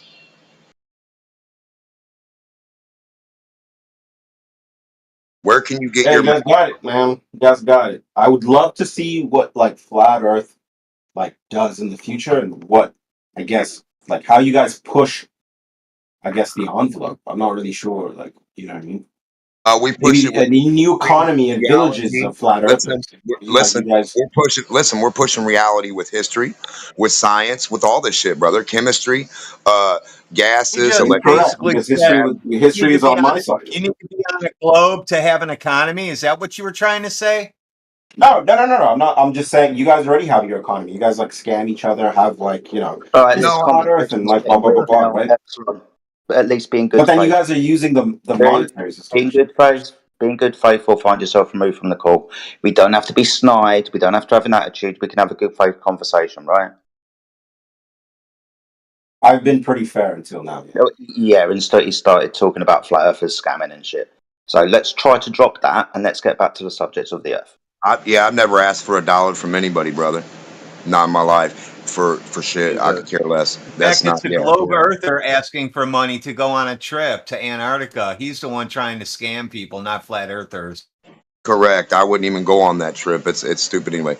But dude, just understand like where Flat Earth is going is with reality, not cartoons. It's just that simple. Like if you can demonstrate something in a lab, I'm gonna be on your side 100% over the guy who draws a fucking cartoon piece of paper and does some math and says his shit's right and yours isn't. I'm gonna say he's stupid as shit and you're not. Do you understand how this works? Yes. So if you are you willing to like let's say wherever you're at, draw like borders of your state and then like walk through and go do like start carving out the world as a flat earther and then like find a way to progress over the ocean and through like your methodology. Boats and planes. What are you talking about? The Listen, world's already all there. of these things don't believe in your flat earth. All of these things don't believe in flat earth. Celestial navigation requires flat earth. Yeah, what I'm telling you, brother. Remember, I told you reality's still reality. Oh, actually, the Nordic people brother. use the moon. Brother, hold They on. use the moon, right? Isn't that Hold what on, they did? hold The on. Vikings? Celestial navigation. That's a flat Earth globe Earth concept. No, moon's nothing to do with the Definitely globe. hit. No. So The moon doesn't even set. Sorry, Mark. Any celestial object, whether it be the sun, moon, or stars, require a flat Earth to measure angles to them. We Okay, understand that angles. do you see the same sky? Haven't finished. Angles are the intersection of two straight lines. So, for example, when we were talking about the sun earlier, 90 degrees above my head or 45 degrees in the morning or the afternoon. This requires a horizontal baseline for you to measure an elevation angle up to that sun or moon or stars. Flat Earth is required for this measurement. You said a bunch of. I'm not gonna say anything routine Jedi, but required do you angles, feel brother. like you say okay Jedi when you look up? Do you feel like in the summertime and in the wintertime you see the same sky? No. Why is that? Why do you not see the same sky? Why would you? Do you mean same skies where the same stars? Yeah, the same stars, the same sky, same. The same reason that you do, apart from we don't have the Earth spinning underneath the stars are spinning over the Earth. Like in a like same way the sun's moving. Like they're going circular, kind yes. of. It appears that way. Well, in a like straight as a line, plane, but- like as a plane circular. You get me? Yeah, yes. like a hula hoop. Like a hula hoop, yeah. Like a mobile. Interesting. Yeah, and they tell you the plane of reference of stars is horizontal anyway. So, and the stars then why then? the stars don't. Hold on, brother. 1 second. The stars don't set.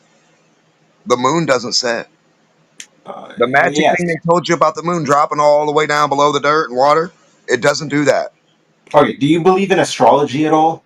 Yes. What about it? Or Okay, beliefs. so We don't have like to let me believe. give you a point. I'm going to tell you why this matters. The astrology changes. So the same Sagittarius that you see in November, Constellation. not the same. The constellation is not the same Sagittarius that you Cycles. see Yeah. Is Polaris the 10 same? years from now because of What? how what were you going to say? Sorry. What? You think the constellations change in 10 years? I don't think they change. I think they're in a different place in the sky. Yes, They're in a different place in the sky throughout the year, not over 10 years. No. Over Yes. no. So every year they change, right? So November every to year, no, November, it looks the same, but there are slight shifts that have been recorded. It Really? looks Can you go and get because the there are very constellations. small shifts. Sorry, Epsilon, you're incorrect. The constellations, this is what they're called constant, do not change. They only change their position, they don't change their configuration. Okay, so you guys don't believe that gravity is No, changing. the way You guys don't believe that gravity, because I know you guys don't believe in gravity. You guys we don't believe believe that in your stories. No, Stop I'm saying believe. so that's all I got. My stories, right? That's all I got, right? And I'm trying to level with you guys. Epsilon. Why are you talking about gravity when what we're actually talking about is observing things in the sky? Why have you got to talk about gravity? Because it's non sequitur to this point our again. observations are so. The reason I bring it up is because our observations are so minute that we are not able. We are so dumb as individuals. Stop making them up then. We can. I'm not making anything up. Right. This is Yeah, true. you are. I do apologize. The ancient Babylonians were You are dumb. using a platform that took many people to come Young together. men. Haven't finished. What do you mean, young man, bro? I feel older than you. Sorry, really, this is stupid. Do apologise. For over 5,000 years, 3000 BC, when the stars started being recorded by the Sumerians, they haven't changed their position from one another. Sumerians believe in a globe Earth. Dude, I'm talking about the observations of the stars and historically when we started observing them. And from that moment to this, over 5,000 years, those stars haven't changed their position from one another. They have. That's why they're called constellations. Wait, are you like into like the mythology of like the Enki, Enlil, and all No, that this shit? is Is not that what you're talking about? Like, mythology, why are this you is bringing up fact. Sumerians? I don't understand like what this conversation is diving into. Because I'll tell you, because the Sumerians and the Babylonians, the Mayans, the Chinese, everybody who had fuck all to do at night because we didn't have the internet, observed the stars. And since those observations were recorded, those stars haven't moved out of their position from one another. Orion's belt, Sagittarius, the Big Dipper, haven't changed at all. Yeah, look just to the pyramids. And they made the They will show you that the pyramids will show you that Orion belts never moved. I would love. Okay, all right, you guys got it, man. Maybe I'll become a flat earther. Even NASA I'll be a flat uses earther. to post-dict solar and lunar eclipses. You don't even and have many to talk other about that celestial damn events. shit. Epi get. Yeah. You know, do you guys get your beliefs from the Sumerians? Is that No, beliefs. These are not beliefs. These are observations. Yeah, I get you. The observations came from the Sumerians. Recorded Look in the chat. An empirical observation. So how can you Like, I guys? don't Okay, know. I'm sure some of you are Christian here. How can you take Sumerian advice and be Christian? All right, dude, we're just talking about, and like I pointed No, I out, know. I'm just curious. I'm sorry. I don't mean to bring in religion. Yeah, who told you he's a Christian in here? Really getting annoyed Go with ahead. this. Thank you. So I pointed out quite a few civilizations and pointed out that they just looked at the stars. I don't give a shit about their theological or religious background. We're just observing the stars and what they do.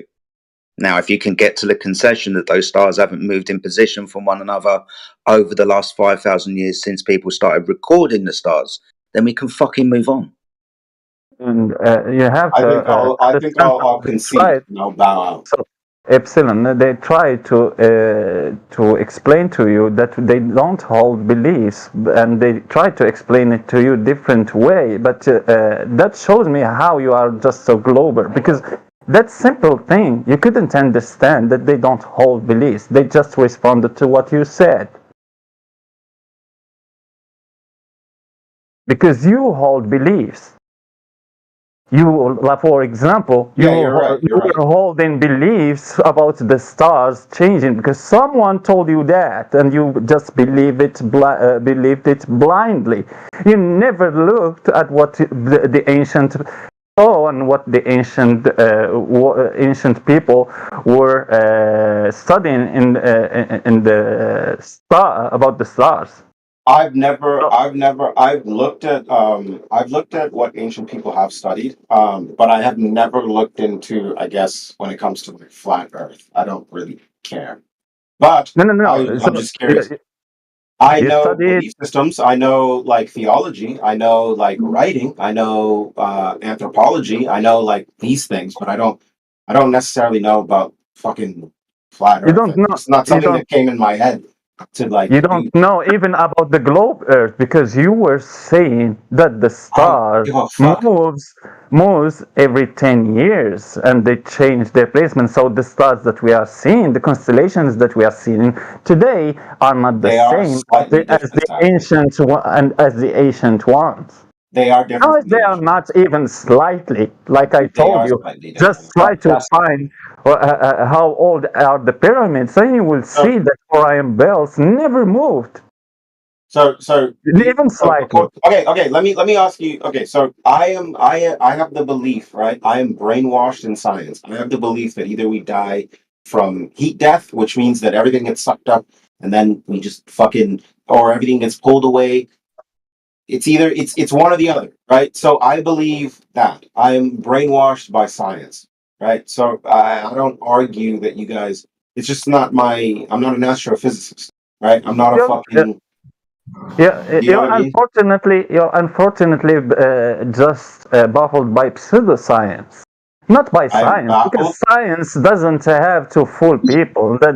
Science don't fool people. Science show to people the truth about the causation, the causation of natural world that we. So are you saying science proves study? the Earth is flat? Pseudoscience, the shit that you are following, it's the thing that is confusing you. So you're saying science proves the Earth is flat?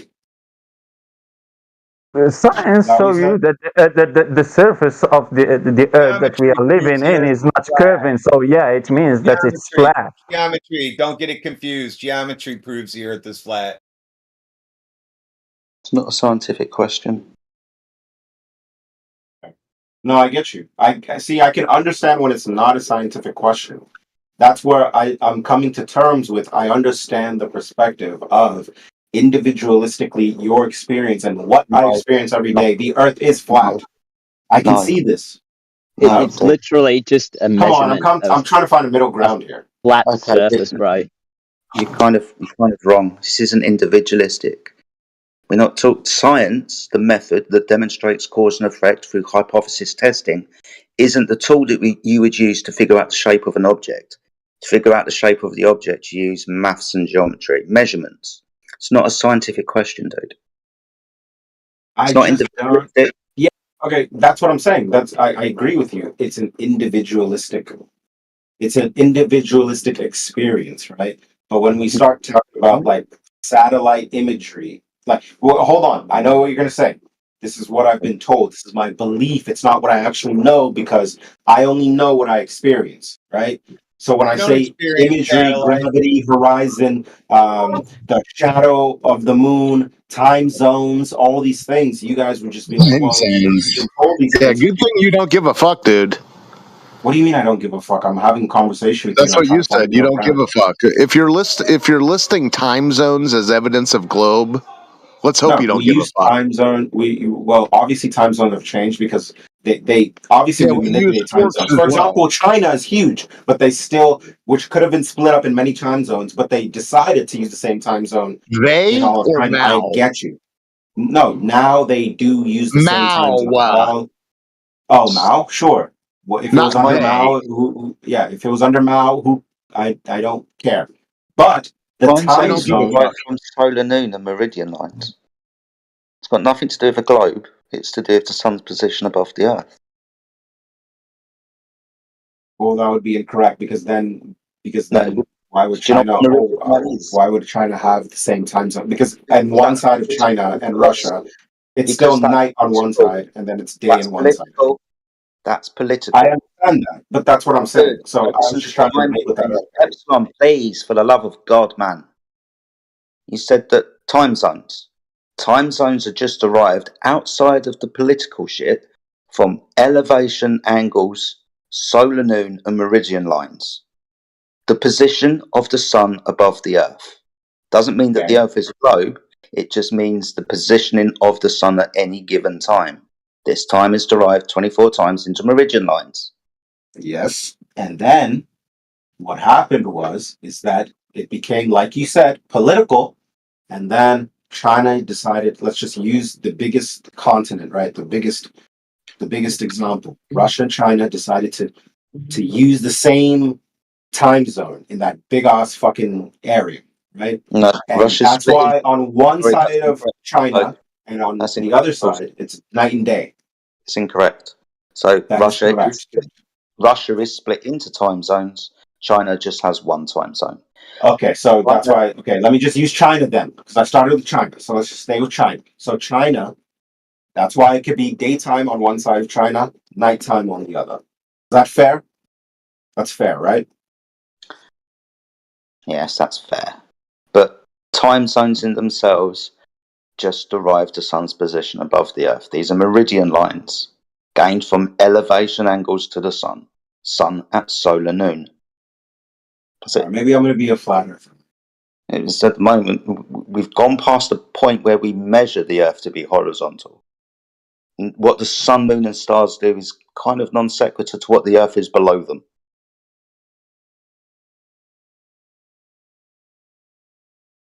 Also, so do you guys? Okay, does the moon what? I don't understand, man. So okay, so does do other planets? No, I am projecting. That's why I'm telling you I don't understand. So, do you guys believe in other planets? Right. So we can observe things like Jupiter and Mercury and Mars. These things exist, but the story that we're told about them cannot be true categorically.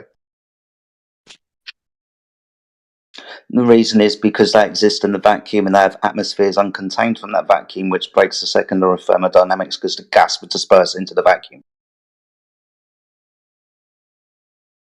Can I just quickly say to Epsilon, I've sent you a link in your DMs to our home server, which has a heap of resources since you're new to this. Sounds like you could do with checking out some of the intro videos and things. Like, you got questions about time zones. We've got a channel dedicated to time zones, loads of information. Questions about gravity, we've got a channel on gravity, loads of information. So no, I'm actually serious myself. I'm pretty sure I got banned. What was that? I'm like serious. I'm pretty sure I got banned. Oh, you already imploded over there? Yeah, I'm pretty sure. I've had some pretty explosive conversations. I think Jedi has been around long enough over there for sure. Right, so I don't know. I just sent you some additional resources if you wanted to research in your own time. That's all. All right, cool. Thanks, appreciate it. Well, also you brought up you believe in heat death or something earlier.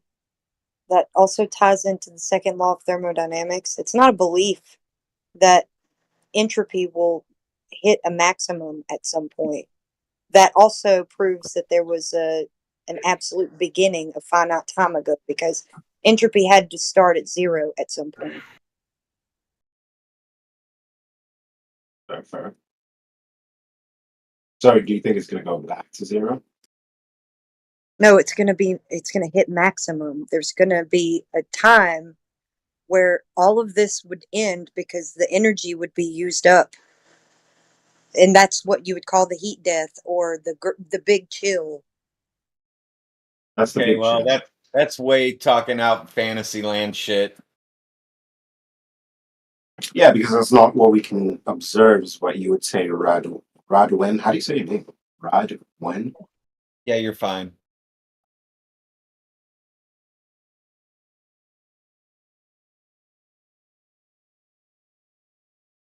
Hey, Epsilon, do you believe in the moon landings?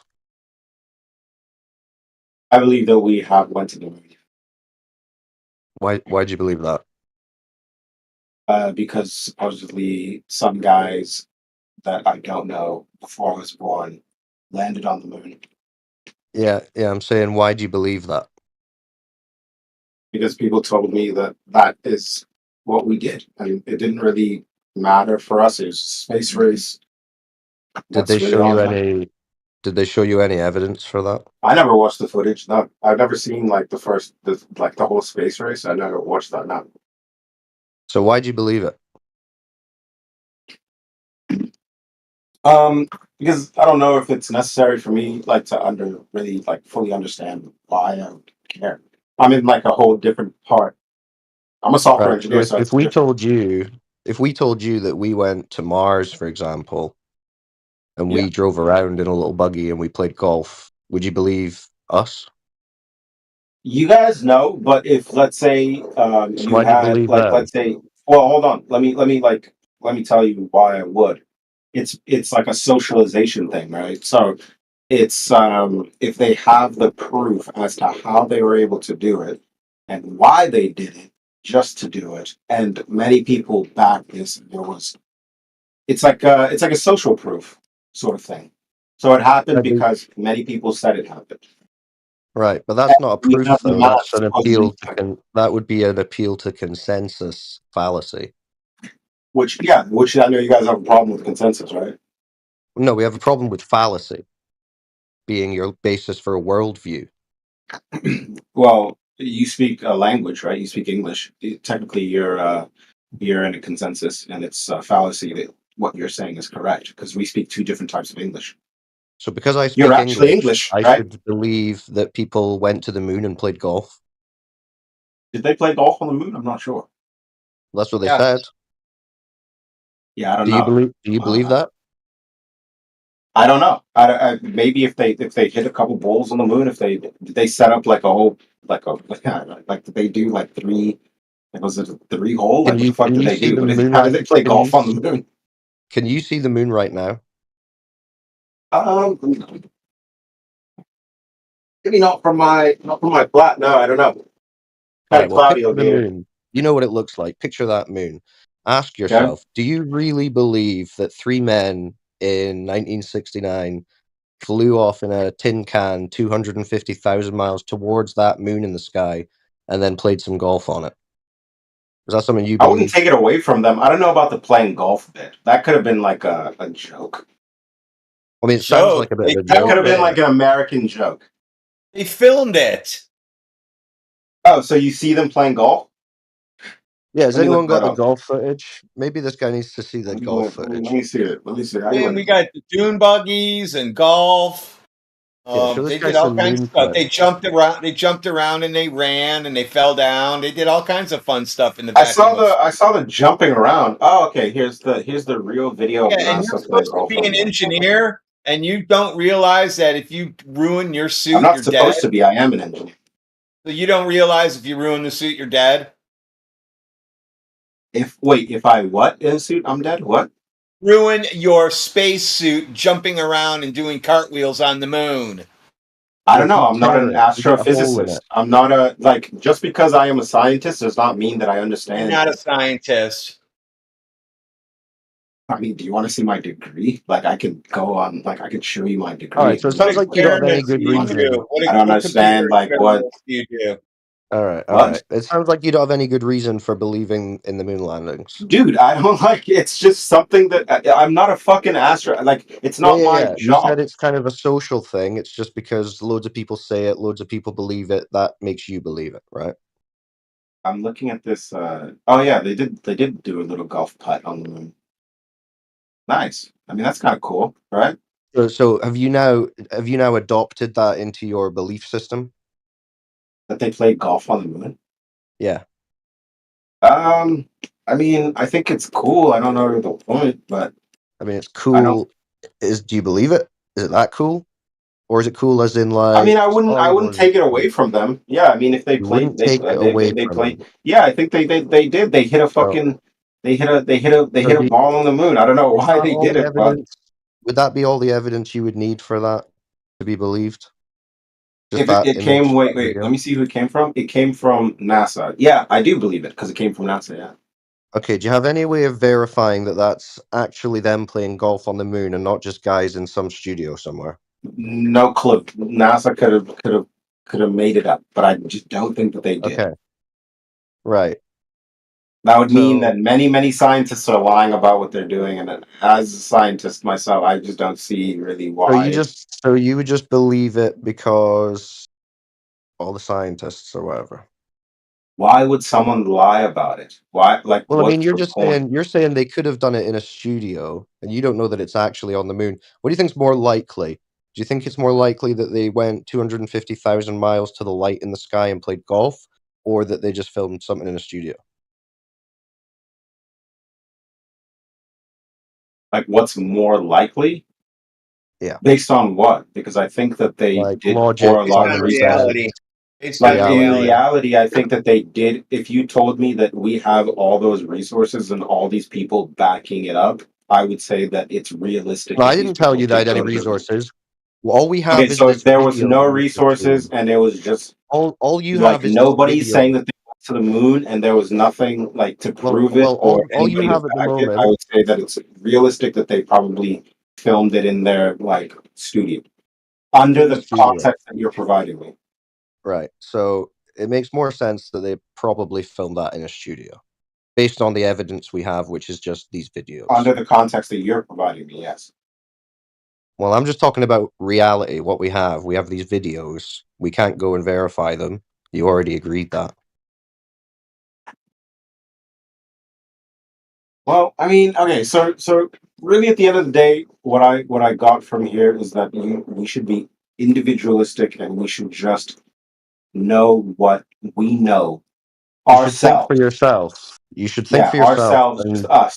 don't let your worldview be dictated by images, cartoons, solar system memes, right? Go with reality. Go with what's outside. What can But be that observed in that guy is answering you very honestly. Yeah, He he is answered very all honest. of your questions. He's He said already, he has. It's great. He's being very honest. He's saying, I don't actually have any evidence that the Earth's a ball. I don't actually have any evidence that they went to the moon. I just kind of believe it because it's what most people believe, and I think the scientists believe. He has been honest. That's the same for all the Globers. I mean, I guess I Most of them get just it. aren't Like, I honest about get it. I get it. I just feel like becoming too individualistic is also an issue.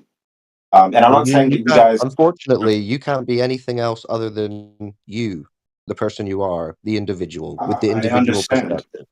I understand. And I agree.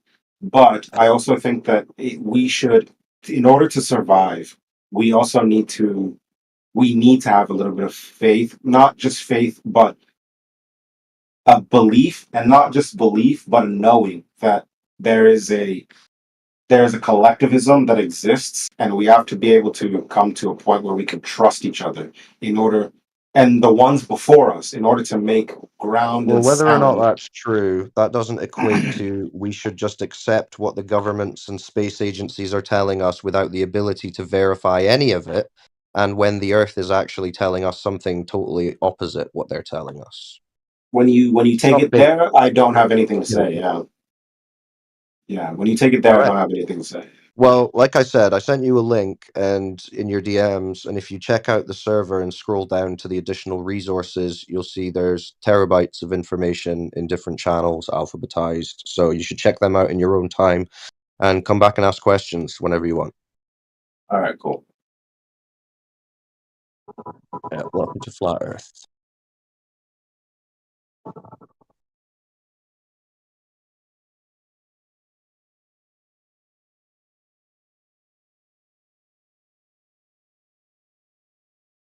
All right, someone else take over.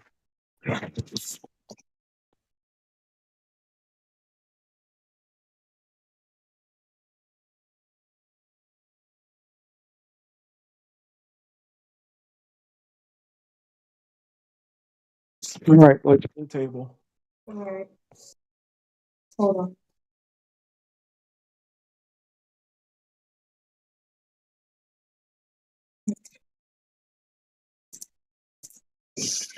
Right.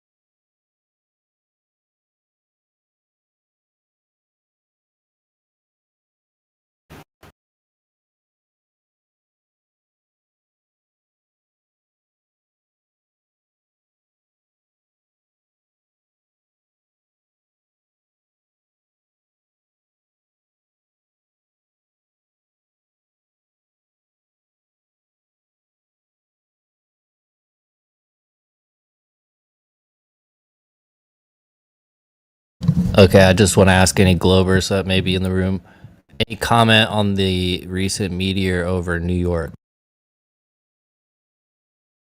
First time I hear it. Tell me more.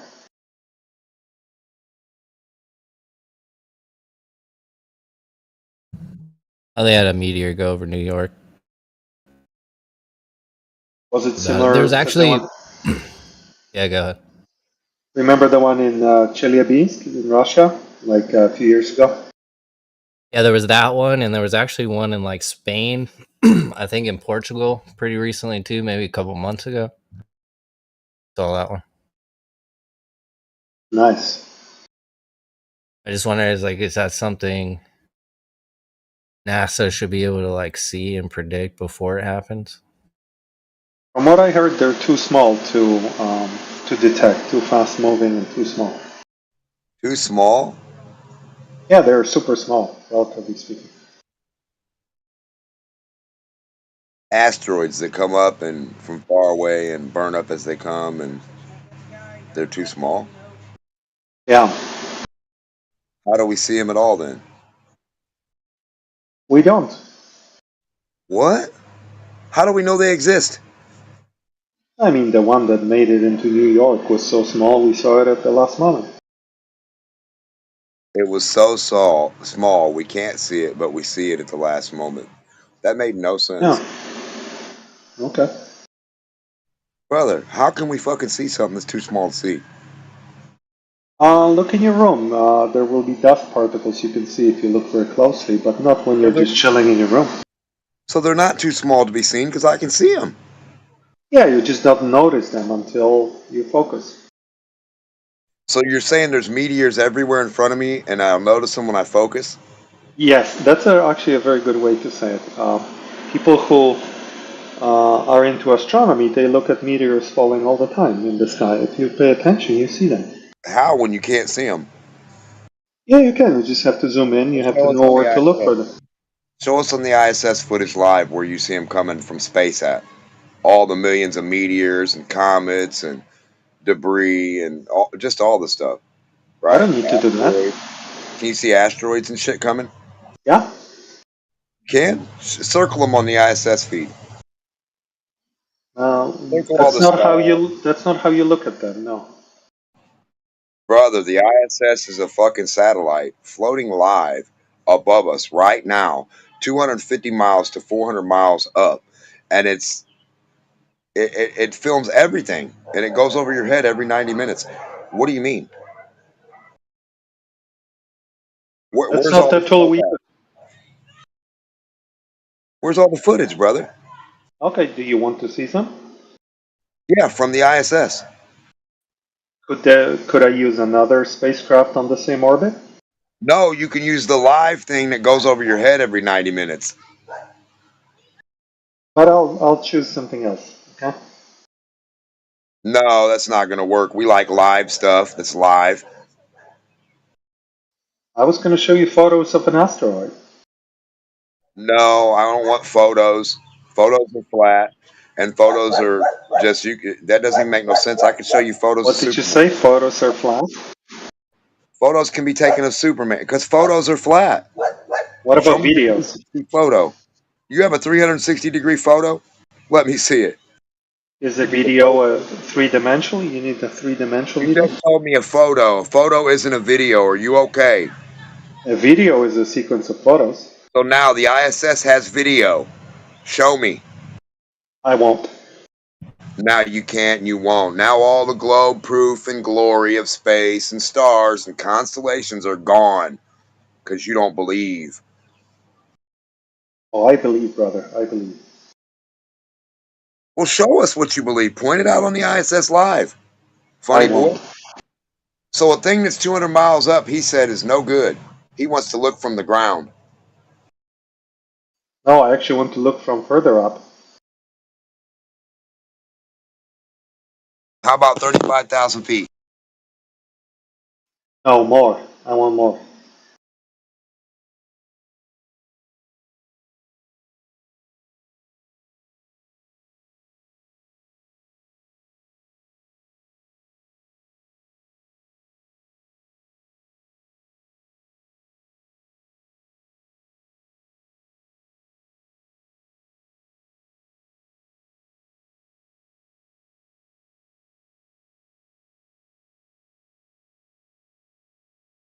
It's also interesting. I was watching that video, the one over Spain and Portugal, and you can see something. There's one like Ring doorbell footage of it because it goes through different. There's one like at a concert, and then it cuts to another one, and then there's one at a Ring doorbell kind of thing, and it's coming at you. Before the meteor shows up, you can see something else that comes into frame, like to the left, and it moves like it changes direction. You know what I mean? And I don't know, it's kind of weird. I was like, "What is that?" And then the meteor comes into frame. It's kind of wild.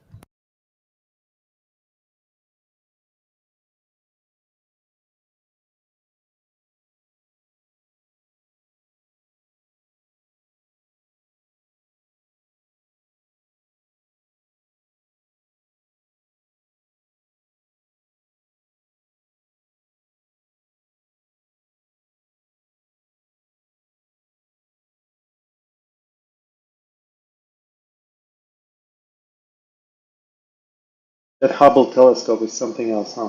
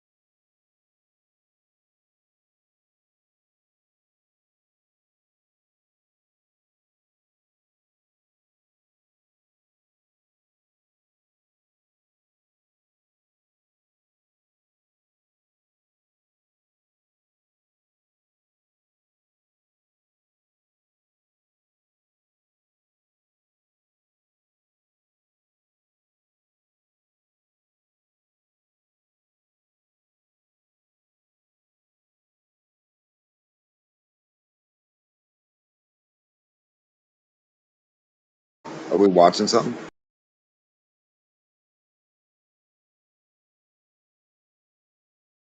The floor is open, I believe. You guys can watch my stream to see the glove proof, but that's kind of boring. We don't like cartoon proofs. We like real water carbon proof. Oh, I'm glad you. I thought you'd never ask. Here you go.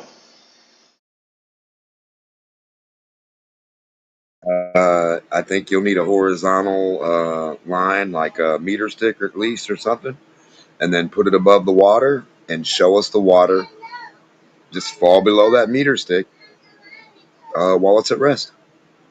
Why I've got don't that you look at the video. photo and look at the blue text that I put there for your convenience? No, I just want your aquarium you were supposed to film. Just read the text.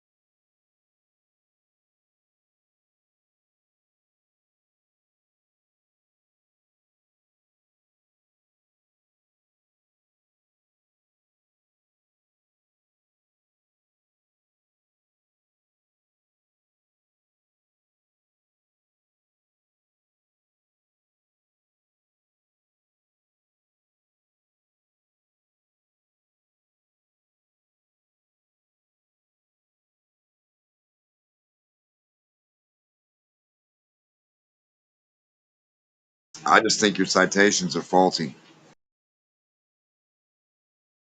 Sucks for you. I think the exchange of thermal conduction, or the attribute or reaction of the continuity, right? The electrical continuity exchange, regardless the differential in the temperature, you're going to get a difference in a reaction, or the idea of what a gas is. I think they should play recordings of your speech to children in school to warn them not to use drugs. I don't think you should be freebasing hydrogen from dirt. Sue me. Please don't tell me you're messing with mercury.